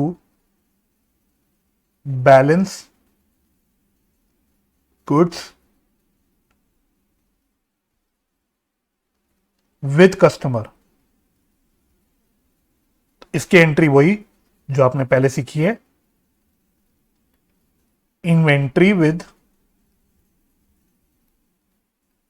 customer account debit to trading account, और अमाउंट क्या आता है? वही कॉस्ट और market value whichever is lower, whichever is lower. तो बस इतना आपको लिखना है इस कॉन्सेप्ट में, इससे ज्यादा आपको कुछ भी लिखने की आवश्यकता नहीं है। ठीक है, तो ये मैंने क्या लिखा, तो देखो वापस इसी डिस्कशन को कंटिन्यू कर रहा हूं। जब हम गुड्स भेजते हैं कस्टमर को, तो हमने बोला कि हम कोई भी अपनी मेन बुक्स में एंट्री नहीं करते, हम बस अपनी सेल और रिटर्न जर्नल या डे बुक में रिकॉर्ड कर देते हैं उसको। और कैसे करते हैं, किस फॉर्मेट में करते हैं, वो भी मैं आपको दिखा चुका। अब सवाल उठा, क्या इस केस में सर हमको इसका मतलब मेन बुक्स ऑफ अकाउंट्स में कोई भी एंट्री पास नहीं करनी होती? तो उसका आंसर है नो, हमें कुछ एंट्री पास करनी होती है। कहां कहां हमको एंट्रीज पास करनी होती है? तो पहले तो भाई देखो, जब गुड्स हमने भेजे तो हमने उसको मेन बुक्स में नहीं डाला, क्योंकि वो अभी वापस आ सकते हैं, तो वो हमने कच्ची किताब में डाल दिया था। लेकिन भाई जब गुड्स अप्रूव हो गए, तो लॉजिकली सोचना, तो जब गुड्स अप्रूव हो गए तब तो मेरी सेल्स हो गई ना। तो जब कस्टमर ने गुड्स अप्रूव कर दिए तब तो मेरी सेल्स हो गई। तो वंस मेरी सेल्स कंफर्म हो गई तब तो वो मेरी मेन बुक्स में आ जानी चाहिए। तो जब कस्टमर अप्रूव कर देता है गुड्स को, तो तब हम लोग अपनी सेल्स की एंट्री रिकॉर्ड कर देते हैं। तो सेल्स की एंट्री तो अब आपको पता ही है, तो वही वाली एंट्री, सेम एंट्री जब आप हमेशा रिकॉर्ड करते हो सेल्स के लिए, वो एंट्री हम यहां पे रिकॉर्ड कर देते हैं। और दूसरा, हमें कब एंट्री पास करनी होती है? हमको क्लोजिंग डेट पे या बैलेंस शीट डेट पे एंट्री पास करनी होती है, जो भी बैलेंस कस्टमर के पास पड़ा है। तो अगेन मेरे को अपनी बैलेंस शीट में, इन्वेंट्री में जो भी मेरा माल कस्टमर के पास पड़ा है वो तो दिखाना पड़ेगा, है ना। तभी तो मेरी बैलेंस शीट सही सही बन पाएगी कि भाई जो भी मेरी इन्वेंट्री विद कस्टमर है वो तो मेरी बैलेंस शीट में आएगी। तो उसकी क्लोजिंग डेट पे जो भी गुड्स मेरे कस्टमर के पास पड़े उसके लिए मेरे को एक एंट्री, वही सेम एंट्री जो लास्ट केस में, पिछले केस नंबर 1 में हमने सीखी थी, inventory with customer account debit to trading account, तो ये वाली एक एंट्री हमें पास करनी पड़ती है। बस यही 2 एंट्रीज आपकी मेन बुक्स में पास होती है।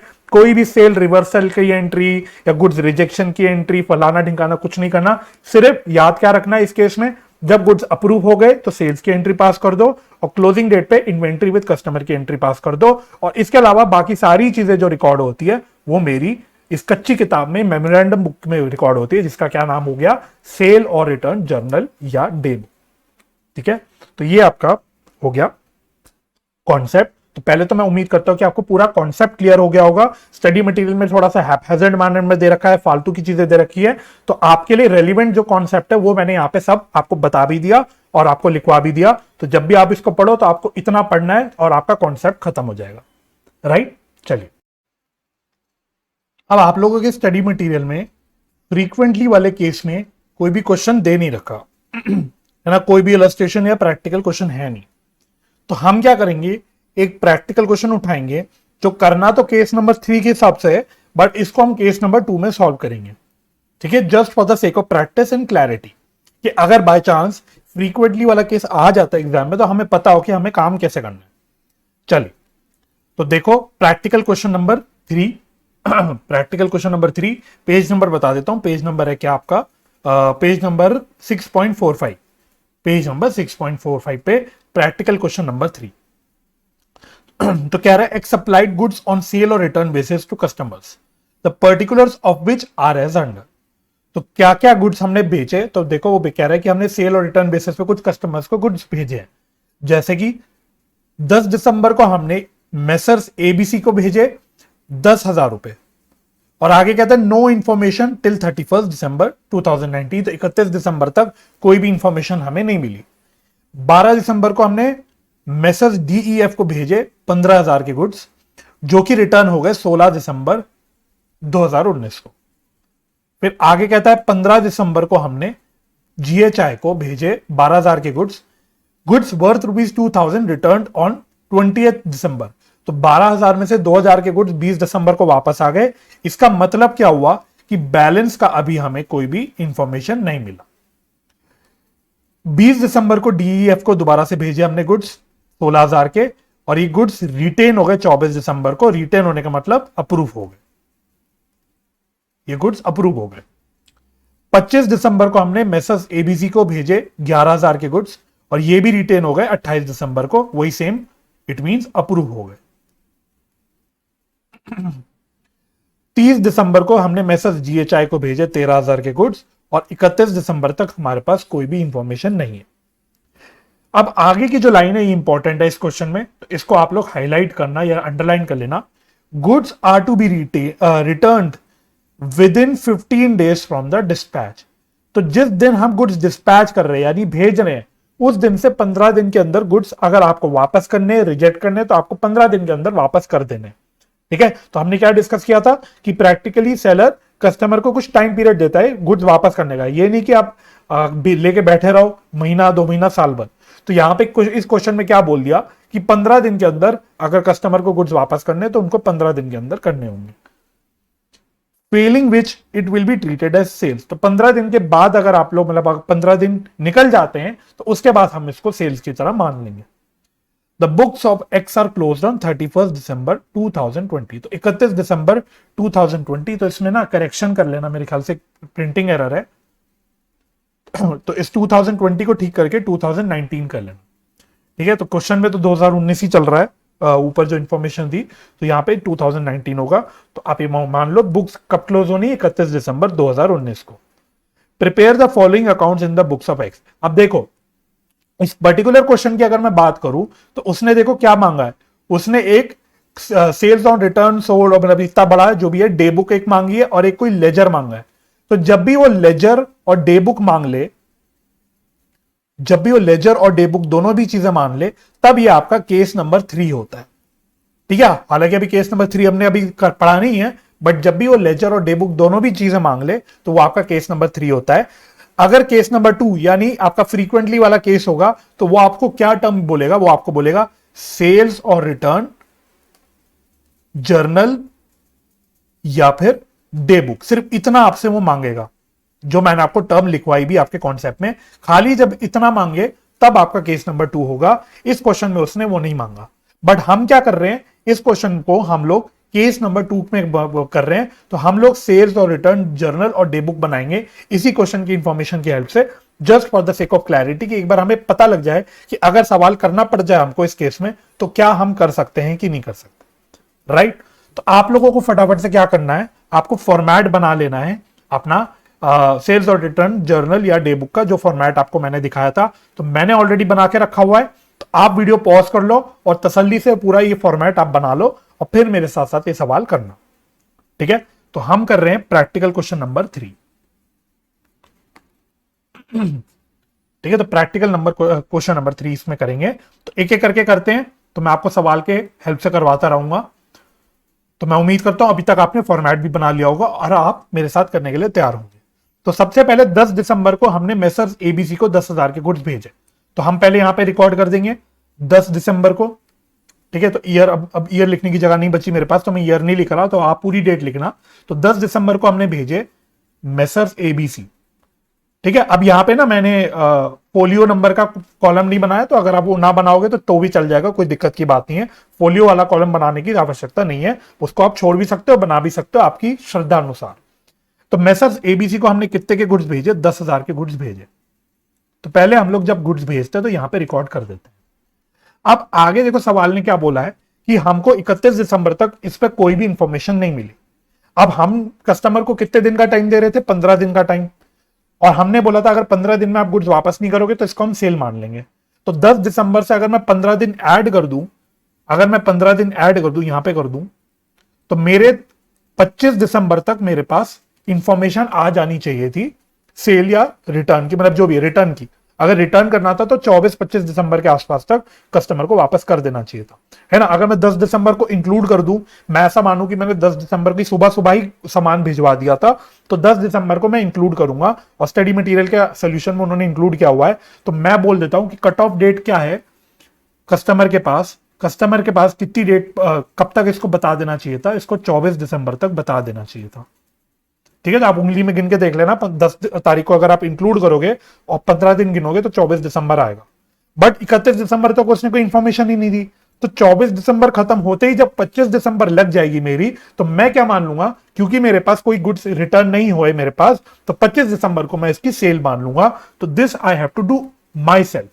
तो गुड्स अप्रूव वाले कॉलम में 25 दिसंबर में मैं लिखूंगा ये मेरी सेल्स हो गई। तो मेसर्स एबीसी को मैंने जो गुड्स भेजे थे, इसकी मेरे पास सेल हो गई 10,000 की। ठीक है? अच्छा, तो बैलेंस क्या मेरे पास कुछ बचा? 10,000 के गुड्स मैंने भेजे थे और 10,000 अप्रूव हो गए, तो इसका बैलेंस मेरे पास कुछ नहीं बचा। चलो आगे करते हैं।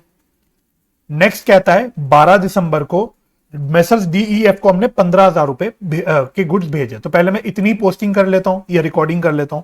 तो 12 दिसंबर को मैंने मेसर्स डीईएफ को गुड्स भेजे। कितने रुपए के गुड्स भेजे? 15,000 के। कितने? 15,000। ठीक है?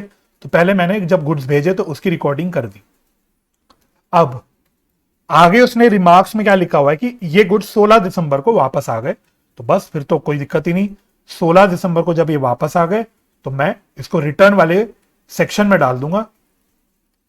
तो ये आ गए 15,000 के गुड्स वापस। ठीक है? यहां कोई रिकॉर्डिंग नहीं, यहां कोई रिकॉर्डिंग नहीं। तो अब अगेन यहां पे भी मेरे पास कुछ भी बैलेंस नहीं बचा, ये भी खत्म हो गया। आगे बढ़ो। 15 दिसंबर को जीएचआई को हमने 12,000 के गुड्स भेजे थे। तो इसको भी पहले डाल देते हैं। 15 दिसंबर मेसर्स जीएचआई कितने? 12,000 के गुड्स भेजे। अब यहां पे रिमार्क्स में उसने बोला हुआ है कि गुड्स वर्थ ₹2,000 रिटर्न ऑन 20 दिसंबर। 20 दिसंबर को हमारे पास 2,000 के गुड्स वापस आ गए। तो पहले मैं इसकी चीज की इंफॉर्मेशन डाल देता हूं, रिकॉर्ड कर देता हूं। तो जीएचआई ने हमको गुड्स वापस कर दिए 2,000 के। अब फिर वही कहानी, जब 2,000 के गुड्स तो वापस कर दिए, अब रिमेनिंग की तो इंफॉर्मेशन मेरे को आई नहीं 31 दिसंबर तक। तो वही गिन लो, 15 दिसंबर से 15 तारीख गिन लो, 15 दिन गिन लो, तो 30 दिसंबर आता है। तो सेम अजम्पशन में अगर मैं मान लूं कि 15 दिसंबर की मैंने सुबह सुबह गुड्स भेजे होंगे, तो मैं 15 दिसंबर को भी इंक्लूड करूंगा। तो मेरे 15 दिन कब खत्म हो जाते हैं? 29 दिसंबर को खत्म हो जाते हैं। 29 दिसंबर को खत्म हो जाते हैं मेरे 15 दिन। तो यानी 29 दिसंबर तक टाइम था जीएचआई के पास गुड्स वापस करने का, लेकिन क्योंकि उसने 31 दिसंबर तक कुछ बताया ही नहीं, तो 29 दिसंबर खत्म होते ही जैसे ही मेरी 30 दिसंबर की डेट लगेगी, मैं इसको अपनी सेल मान लूंगा। मैं इसको अपनी सेल मान लूंगा। तो 30 दिसंबर को मैं इसको सेल रिकॉर्ड कर दूंगा। तो आ जाओ यहां पे, तो गुड्स अप्रूव्ड वाले कॉलम में ये मैं अज्यूम कर रहा हूं, मान रहा हूं कि भाई ये गुड्स मेरे बिक गए रिमेनिंग 10,000 के, क्योंकि 15 दिन का टाइम खत्म हो गया। अगेन इसका भी कोई भी बैलेंस नहीं बचा। ठीक है, चलिए फिर 20 दिसंबर को हमने डीईएफ को 16,000 के गुड्स भेजे। तो मैं इसको एक बार रिकॉर्ड कर देता हूं, 1 मिनट देना। ठीक है, तो 20 दिसंबर को हमने डीईएफ को 16,000 के गुड्स भेजे। तो लिख देते हैं 20 दिसंबर मेसर्स डीईएफ कितने? 16,000 के गुड्स है ना? हाँ 16,000 के हैं। तो ये मैंने रिकॉर्ड कर दिया। फिर आगे कहते हैं goods retained on 24 December. Retain होने का मतलब क्या हुआ कि गुड्स अप्रूव हो गए 24 दिसंबर को, तो बहुत ही अच्छी बात है। तो 24 दिसंबर को मैं इसको सेल मान लूंगा। तो अप्रूव कॉलम में मैं डाल दूंगा मेसर्स डीईएफ 16,000। ठीक है, और यहां पे भी फिर कोई बैलेंस नहीं बचा। आगे देखते हैं, 25 दिसंबर को हमने मेसर्स एबीसी को 11,000 के गुड्स भेजे। लिख देते हैं 25 दिसंबर को मेसर्स एबीसी 11,000 के गुड्स भेजे। अब रिमार्क्स में क्या कहता है वो? रिमार्क्स में कह रहा है गुड्स रिटेन्ड ऑन 28 दिसंबर। तो अगेन 28 दिसंबर को गुड्स अप्रूव हो गए, तो इसको मैं अप्रूव वाले कॉलम में डाल दूंगा। 28 दिसंबर मेसर्स एबीसी ये गुड्स अप्रूव हो गए, और अकॉर्डिंगली इसमें भी कोई भी बैलेंस नहीं बचा। जहां हम कुछ नहीं डाल रहे वहां मैं डैश डाल देता हूं ताकि क्लैरिटी रहे। यहां हम कुछ भी नहीं डाल रहे। उसके बाद 30 दिसंबर लास्ट में मेसर्स जीएचआई को 13,000 के गुड्स हमने भेजे। तो डाल देते 30 दिसंबर मेसर्स जीएचआई 13,000।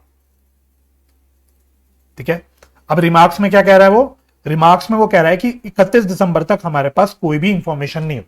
तो जब हमने 30 दिसंबर को भेजे और हम 31 दिसंबर तक का बना रहे हैं, तो अभी 15 दिन का टाइम तो खत्म हुआ नहीं होगा 31 दिसंबर तक। तो क्या इसको मैं गुड सेल मान सकता हूं? अभी इसको नहीं मान सकता, क्योंकि 15 डेज का टाइम खत्म ही नहीं हुआ। तो ये क्या हो गया? ये मेरा बैलेंस में बच जाएगा। तो बैलेंस में मैं डाल दूंगा 13,000, क्योंकि अभी गुड्स अप्रूव नहीं हुए और अभी 15 दिन का टाइम भी खत्म नहीं हुआ। तो अब फटाफट से जरा एक बार क्या करते हैं, सारे कॉलम्स का टोटल लगा लेते हैं। तो देखो मैंने अब टोटल लगा दिया सारे कॉलम का। तो गुड्स टोटल मैंने 77,000 के भेजे थे। इसको मैं हाईलाइट करते हुए चलता हूं। 77,000 के गुड्स मैंने भेजे थे। इसमें से टोटल 17,000 के गुड्स रिटर्न हो गए, 47,000 के गुड्स अप्रूव हो गए, और बच गए 13,000 के गुड्स। तो आप अपना वो फॉर्मूला लगा के देख लेना, जो मैंने आपका बैलेंस का कॉलम फॉर्मूला लगवाया था, क्या वो फिट बैठ रहा है कि नहीं। 77 में से अगर आप 17 माइनस करोगे और 47 माइनस करोगे तो आपके 13,000 ही बचने चाहिए। तो आपका अकॉर्डिंगली इस प्रकार से जर्नल या डे बुक बन जाएगा इस केस में। ठीक है, तो क्वेश्चन में तो इतना खत्म हो जाता है, और इसके आगे आपको एग्जाम में अगर आ भी गया तो कोई पूछेगा भी नहीं। बट आपकी क्लैरिफिकेशन के लिए, ताकि आपको पूरी पिक्चर क्लियर रहे, मैं आपको यह भी बता देता हूं कि आपको क्या क्या एंट्रीज करनी पड़ती है। तो मेन बुक्स में अगर मैं आपसे पूछूं क्या क्या एंट्री होगी मेन बुक्स में, ठीक है, तो मेन बुक्स में जब जब भी हमारे गुड्स अप्रूव हो जाएंगे तो हमें उसकी एंट्री पास करनी पड़ेगी। तो 25 दिसंबर को जैसे मैं क्या एंट्री पास करूंगा, मेसर्स एबीसी से 10,000 के गुड्स अप्रूव हुए थे, तब मैं एंट्री पास करूंगा messrs ABC account debit to sales 10,000। ठीक है, मैं खाली जबरदस्ती एक्स्ट्रा काम करा रहा हूं, आपको करने की कभी जरूरत पड़ेगी नहीं एग्जाम में, फिर भी आपकी क्लैरिटी के लिए बता रहा हूं। साथ ही साथ फिर 30 दिसंबर को 10,000 के गुड्स अप्रूव हुए, तो उसकी एंट्री हो जाएगी 30 दिसंबर, तो किसने अप्रूव करे थे भाई? जीएचआई ने। तो मेसर्स जीएचआई अकाउंट डेबिट, कितना अमाउंट? ये भी 10,000 है, 10,000 टू सेल्स, 10,000। उसके बाद नेक्स्ट सेल कब अप्रूव हुई? 24 दिसंबर को। तो क्रोनोलॉजिकली पहले आनी चाहिए थी, बट कोई बात नहीं, चलो ये तो समझने के लिए कर रहे हैं, तो क्रोनोलॉजिकली तो पहले सबसे पहले यही आनी चाहिए थी, चलो लेकिन कोई दिक्कत की बात नहीं है। तो डीईएफ 16,000, तो messrs DEF account debit to sales 16,000।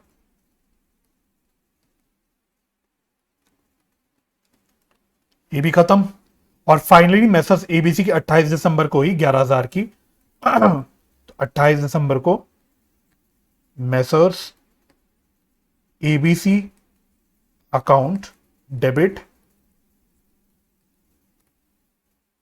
To sales account, कितना है? 11,000। तो एक तो मेरी ये एंट्री पास हो जाएगी, ठीक है, एक मेरी ये एंट्री पास हो जाएगी, खत्म। तो ये तो मैंने सारी जो भी गुड्स मेरे जैसे जैसे अप्रूव हुए तो उसकी सेल्स की एंट्री अपनी मेन बुक्स में रिकॉर्ड कर दी। और हमको क्या रिकॉर्ड करना होता है? हमको क्लोजिंग डेट पे इन्वेंट्री विद कस्टमर भी रिकॉर्ड करनी होती है। अब उसके लिए मेरे को यहाँ पे क्योंकि इस टेबल में तो जो भी अमाउंट डाला है सारी सेल्स वैल्यू है, मेरे को कॉस्ट चाहिए होगी इन्वेंट्री विद कस्टमर के लिए। तो मैं क्या अज्यूम कर लूं? क्या कोई भी फिगर अज्यूम कर लूं? अज्यूम कर लेते हैं just for the sake of entry, ताकि मैं अपनी एंट्री बना पाऊं। अजम्पशन कुछ भी ले लो, profit is equal to 20% of sales, ठीक है, ऐसे ही रैंडमली ले लिया, जस्ट ताकि मैं आपको एंट्री बना के दिखा पाऊं कि आपको पूरा काम जब करना होता है तो आप कैसे करते हो। तो आप 31 दिसंबर को इन्वेंट्री विद कस्टमर रिकॉर्ड कर देते हो। तो inventory with customer account debit to trading account, to trading account, और ये कॉस्ट पे होती है। तो कॉस्ट कैसे निकलेगी? तो टोटल कितनी है? 13,000 है, तो 13,000 तो सेल वैल्यू है, इसमें से प्रॉफिट हटा देता हूं तो कॉस्ट निकल जाएगी। तो 13,000 का 20%, या डायरेक्टली आप 13,000 का 80% भी निकाल सकते थे, जैसा भी ठीक लगे। तो ये कितना आ रहा है? यार है 10,400। तो ये 10,400 पे मैं इन्वेंट्री विद कस्टमर रिकॉर्ड कर दूंगा। तो मेरी मेन बुक्स में तो सिर्फ देखो ये एंट्री आई, सिर्फ जो गुड्स बिक गए अप्रूव हो गए उसकी एंट्री आई, और इन्वेंट्री विद कस्टमर की एंट्री आई, दैट्स इट। और इसके अलावा जो मैंने डे बुक बनाया है, ये वाला सेल और रिटर्न जर्नल बोल लो या डे बुक बोल लो, ये मेरा यहां पे लिख देता हूं, ये मेरी मेमोरेंडम बुक है, ठीक है। तो ये मेरी मेमोरेंडम बुक है। तो इस प्रकार से इस केस में पूरा काम चलता है, राइट।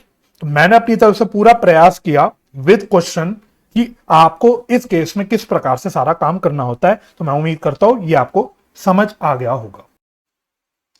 अब आप अपनी लास्ट हेडिंग डाल देना, case number 3, when goods are sent on approval basis numerously. तो ये अपना लास्ट केस बनेगा न्यूमरसली वाला, इसको भी जल्दी से निपटा देते हैं और फिर आपका ये चैप्टर खत्म हो जाए, ठीक है। तो इसमें ज्यादा नहीं लिखना।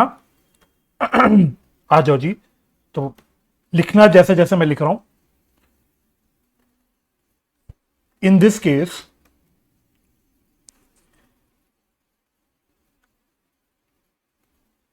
केस following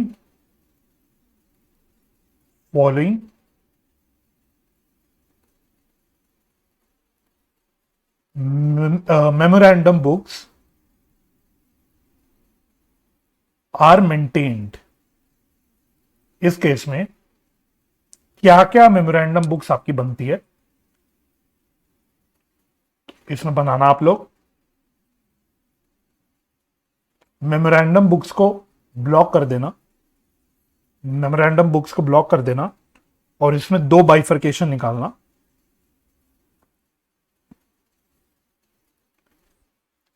तो पहली लिखना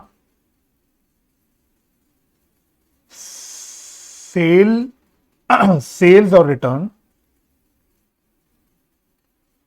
sales or return day book, और फिर लिखना बी में सेल्स और रिटर्न लेजर, और सेल्स और रिटर्न लेजर में भी दो बाइफर्केशन निकालना।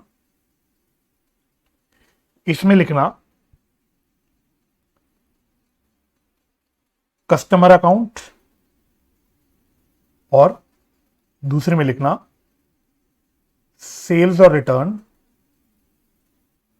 Total account, total account. ठीक है, तो पहले इतना करना, पहले इतनी बात को चर्चा कर लेते हैं और फिर आगे लिखते हैं।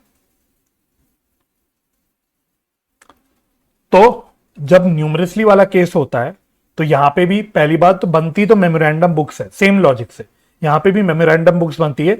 यानी इस केस में भी पहली बात हमारी मेन बुक्स ऑफ अकाउंट्स में कोई भी एंट्री नहीं होती जब आप गुड्स को भेजते हैं। बस अब फर्क क्या हो जाता है केस नंबर 2 से, यहां पे मेमोरेंडम बुक्स जो बनती है वो एक तो sales or return day book बनती है और साथ ही साथ यहां पे सेल्स और रिटर्न लेजर भी बनता है। ठीक है, तो एक sales or return day book बन गया और सेल्स और रिटर्न लेजर बन गया। अब लेजर किस किस के बनते हैं, एक तो आपके सारे कस्टमर अकाउंट के बनते हैं। बेसिकली इसमें हम कहते हैं कि क्योंकि भाई इसमें न्यूमरसली सेल हो रही है, हमारी 90-95% सेल्स तो ऑन अप्रूवल बेसिस हो रही है, तो इसमें हमें ज्यादा रिकॉर्ड्स मेंटेन करने की जरूरत है अपनी मेमोरेंडम बुक्स में। हमें अपने कच्चे कच्चे जो रिकॉर्ड्स हम मेंटेन कर रहे हैं उसमें लेकिन ज्यादा रिकॉर्ड्स मेंटेन करना पड़ेगा। यहां पे हमको एक कस्टमर का अकाउंट भी मेंटेन करना चाहिए, जो भी हमारे सारे कस्टमर अकाउंट है, और साथ ही साथ एक sales or return total account भी इसमें मेंटेन होता है। ठीक है, sales or return total account में क्या होता है तो वो क्वेश्चन की हेल्प से देख लेंगे, लेकिन अभी आप समझ लो कि ये अकाउंट्स इसमें हमारे मेंटेन होते हैं। ठीक है, अच्छा अब इसमें एक और बात, ये मैंने लिखा था फर्स्ट एरो में, तो इसको फर्स्ट एरो लगा लेना, और सेकंड एरो में यहां पे भी following entries are passed in main books, following entries are passed in main books. तो बिल्कुल जैसे हमने पिछले केस में किया था, एक एंट्री हमने करी थी ऑन अप्रूवल, तो लिख ही लेते हैं। चलो पहले मैं सोच रहा था रेफरेंस दे दूं, बट लिख ही लेते हैं। अप्रूवल पे वही एंट्री करते हैं हम अपनी, customer account debit to sales account, और सेकेंड एंट्री कब करते हैं, फॉर गुड्स विथ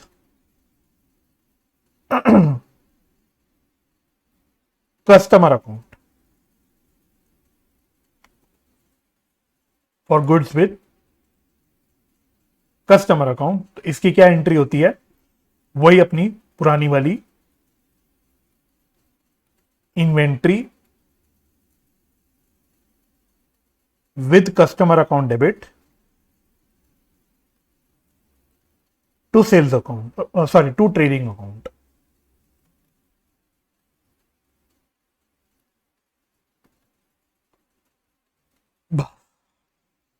इसको मैं थोड़ा ऊपर कर लेता हूं, आप लोग देख लीजिए।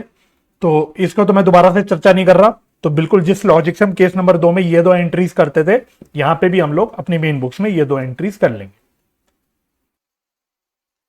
तो जो फॉर्मेट आपको कवर करना है इस वाले केस के अंदर, वो है एक तो sales or return day book का फॉर्मेट और goods on sales or return total account. तो इसका फॉर्मेट की आपको अंडरस्टैंडिंग होनी चाहिए।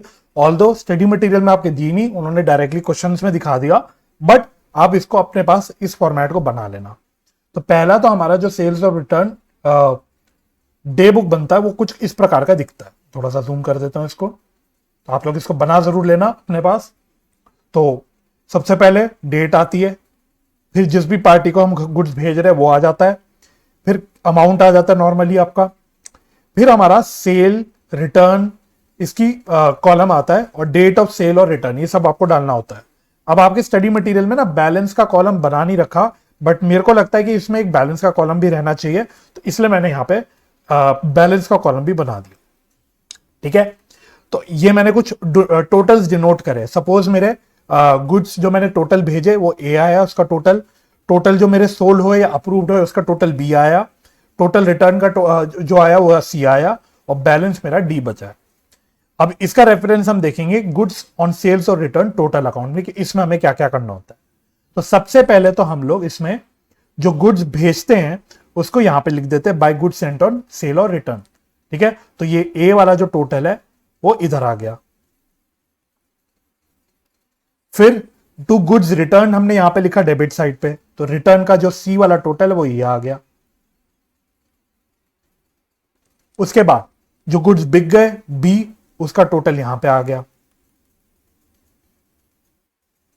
और फाइनली जो मेरा बैलेंस बचा होगा वो यहां पे आ गया, टू बैलेंस सी डी। ठीक है, तो आप इस प्रकार से बना लेना इसको, और फिर आपका नॉर्मली जो अमाउंट है, अच्छा ये मैंने डेट के कॉलम में लिख दिया, ये टोटल डेट के कॉलम में गलती से लिख दिए, ये यहां पे आएंगे। तो मैं दोबारा से लिख लेता हूं, गुड्स रिटर्न, गुड्स रिटर्न सी था, फिर गुड्स सोल्ड क्या था, ए था, सॉरी बी था, और ये डी था। ठीक है, तो बाय मिस्टेक वो इधर आ गया था, बट आप समझ गए होंगे कि मैं आपको क्या बोलने की कोशिश कर रहा हूं। इसके अलावा रुपीस का टोटल आ जाएगा यहां पे, नॉर्मली जो आप लेजर का टोटल जैसे करते हो वो आपका टोटल यहां पे आ जाएगा, और आपका sales or return total account इस प्रकार से बन जाएगा। ठीक है, तो ये फॉर्मेट है आपका, तो इस फॉर्मेट को आप रेफर कर सकते हो, नहीं तो जो स्टडी मटेरियल में फॉर्मेट दे रखा है और डायरेक्टली नहीं दे रखा, वो आपको क्वेश्चंस में दे रखा है, प्रैक्टिकल क्वेश्चन में, उसको भी देख सकते हो आप। तो आप इस प्रकार से इसका फॉर्मेट का यूज कर सकते हो। तो मैं एक काम करता हूं, मैं आपको एक स्टडी मटेरियल का सवाल करवाता हूं उससे पहले मैं आपको होमवर्क दे देता हूं। प्रैक्टिकल क्वेश्चन नंबर 3 जो मैंने आपको केस 2 के अंदर कराया था, अब वो आपको केस 3 में करना है, जो आपके क्वेश्चन में एक्चुअली में पूछा हुआ है। ठीक है, तो आप एक बार प्रैक्टिकल क्वेश्चन नंबर 3 कर लेना केस 3 में, तो बिल्कुल सेम क्वेश्चन है, बस थोड़ा फॉर्मेट में अलग आपको दिखाना है, तो बाकी तो बिल्कुल सिंपल है। डिस्कशन मैं उस क्वेश्चन की ऑलरेडी कर चुका हूं। ठीक है, तो ये आप कर लेना। एक प्रैक्टिकल क्वेश्चन नंबर 1 आपका है इसके ऊपर, तो वो मैं आपको दिखा देता हूं। अब आप देखना practical question number 1, practical question number 1, तो पेज नंबर क्या है, पेज नंबर है 6.45। कहता है a firm sends goods on sale और return basis, customers having the choice of returning the goods within a month. 1 महीने का टाइम होता है कस्टमर्स के पास गुड्स वापस करने का। During May 2020 the following are the details of goods send. तो मे की आपको कुछ इंफॉर्मेशन दे रखी है, तो अलग अलग डेट्स है मे की, और कस्टमर्स के नाम है, और अलग अलग वैल्यू है। तो मतलब 2 मई को पी को हमने 15,000 के गुड्स भेजे, 8 मई को बी को हमने 20,000 के गुड्स भेजे, 12 मई को क्यू को हमने 28,000 के गुड्स भेजे, and so on. With in the stipulated time P and Q return the goods. कहता है पी और क्यू ने तो रिटर्न कर दिए गुड्स को। कितना टाइम दे रखा है क्वेश्चन में, हाँ, तो पी और क्यू ने गुड्स रिटर्न कर दिए। तो एक काम करता हूं, जिन्होंने गुड्स रिटर्न कर दिए उसको मार्क कर देता हूं रेड से, तो ये हटा देते हैं, तो थोड़ा ट्रैक रहेगा। तो क्वेश्चन क्या रहा है कि पी और क्यू ने गुड्स वापस कर दिए, तो पी ये रहा, तो पी को मैं रेड से गोला कर देता हूं और क्यू को मैं रेड से गोला कर देता हूं। तो पी और क्यू ने गुड्स वापस कर दिए, and B D and E signified that they have accepted the goods. तो बी डी ने बेसिकली गुड्स अप्रूव कर दिए, तो इसको मैं ग्रीन से गोला कर देता हूं। तो बी डी और ई ने गुड्स अप्रूव कर दिया। Show in the books of the firm the sale और return account and customer P for sale और रिटर्न अकाउंट ऑन 15 जून 2020। तो बेसिकली वो आपसे देखो सेल और रिटर्न अकाउंट मांग रहा है और पी अकाउंट मांग रहा है। तो सेल और रिटर्न अकाउंट मतलब आप एक तरह से समझ लो वही सेल और रिटर्न टोटल अकाउंट, और इसके अलावा आपसे कस्टमर का पी का अकाउंट मांग रहा है। तो ये समझते ही जो मोमेंट वो आपसे वो इस तरह से लेजर मांग ले, है ना, सेल्स और रिटर्न अकाउंट मांग रहा है, कस्टमर अकाउंट मांग रहा है, तो आप समझ जाना कि ये है केस नंबर 3। केस नंबर 2 कब होगा, ये मैं आपको 2-3 बार ऑलरेडी बता चुका, जब वो आपसे जर्नल या डे बुक बनाने सिर्फ बोल दे, तो तब आपसे केस 2 मांग रहा है, अदरवाइज वो आपका केस 3 मांग रहा है आपसे। ठीक है, तो क्या करें, इसको इधर ही बना लेते हैं, इधर ही बना लेते हैं। तो ऊपर करके थोड़ा सा सेल और रिटर्न अकाउंट जल्दी जल्दी बना लेता हूं। चलो, तो सबसे पहले जब सारे गुड्स हमने भेजे तो उसकी हम टोटल पोस्टिंग कर लेते हैं एक साथ, ठीक है। अलग अलग डेट्स की जगह हम एक सिंगल डेट पे पोस्टिंग कर लेते हैं। अब जो सोल्यूशन में कर रखा है उन्होंने, सोल्यूशन में वो कंफ्यूज हो रखे हैं, कहीं 31 में, कहीं 15 जून, कहीं कुछ। तो क्योंकि क्वेश्चन में 15 जून बोल रखा है तो मैं सारी पोस्टिंग 15 जून को ही कर लेता हूं, काम ही खत्म, ठीक है। तो by goods sent on approval, तो टोटल बताना कितने गुड्स हमने अप्रूवल पे भेजे। तो यहां पे टोटल करना है आपको, कुछ नहीं, सारे चीजों का।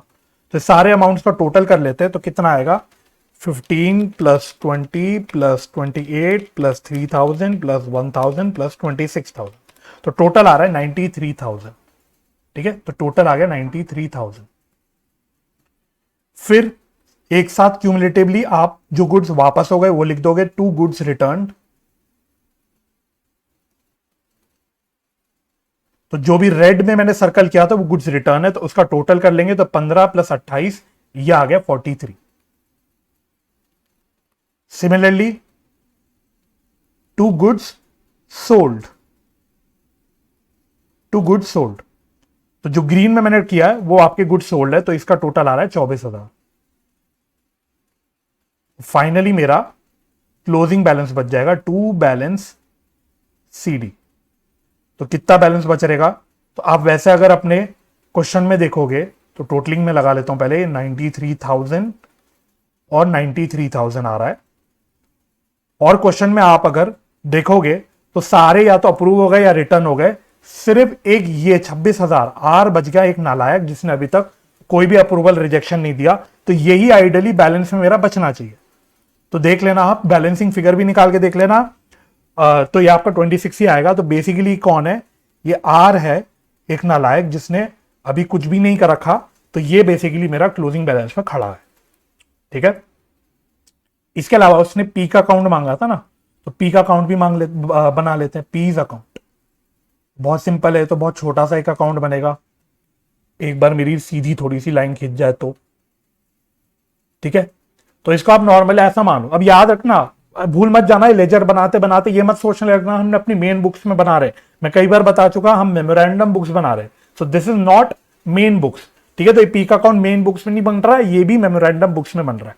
तो इस बात को हमेशा याद रख के चलना, ठीक है। तो जब गुड्स हमने भेजे होंगे तो हम इसको डेबिट साइड में डाल देते हैं। तो जो अकाउंट उन्होंने बोल रखा है वही अकाउंट की पोस्टिंग कर लेते हैं। तो टू सेल और रिटर्न अकाउंट, ठीक है। तो पी को हमने कितने के गुड्स भेजे थे, क्वेश्चन में देख लेते हैं। पी को हमने 15,000 के गुड्स भेजे थे, तो यहां पे आ जाएगा 15,000, ठीक है।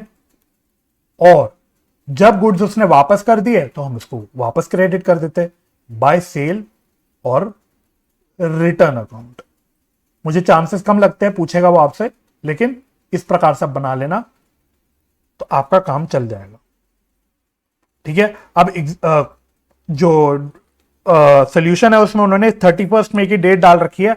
आप या तो इसमें 15 जून की डेट डाल दो, बट आइडियली मेरे हिसाब से जो एक्चुअल डेट है और जब हमने जिस डेट पे भेजी वो आनी चाहिए यहां पे, है ना। तो एक्चुअल डेट जिस दिन हमने पी को भेजा वो तो दे रखी है 2 में, तो यहां तो मैं डाल सकता हूं 2 में, लेकिन कौन सी डेट को हमने वापस किए गुड्स इसकी डेट तो बता नहीं रखी, तो उसको ब्लैंक छोड़ना पड़ेगा।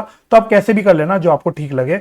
मुझे नहीं लगता इसके पीछे नंबर कटेंगे, रीजन बिंग क्योंकि स्टडी मटेरियल में उन्होंने ढंग से कुछ भी नहीं दे रखा, तो I don't think they should deduct any marks for this. तो मैं काम करता हूं इसको 15 जून पे रहने देता हूं, ठीक है। और कंफ्यूजन हो तो डेट्स को छोड़ देना, डेट कॉलम को छोड़ देना, खाली इतनी पोस्टिंग करके आ जाना, ठीक है। तो इस प्रकार से आपको क्वेश्चन करना होता है। और इसके अलावा मैंने आपको ऑलरेडी बोल दिया, प्रैक्टिकल क्वेश्चन नंबर 3 हम ऑलरेडी डिस्कस तो कर ही चुके हैं। आपको सिर्फ केस नंबर 3 के अकॉर्डिंग उसको करना है, तो वो आप उसको कर लेना, राइट।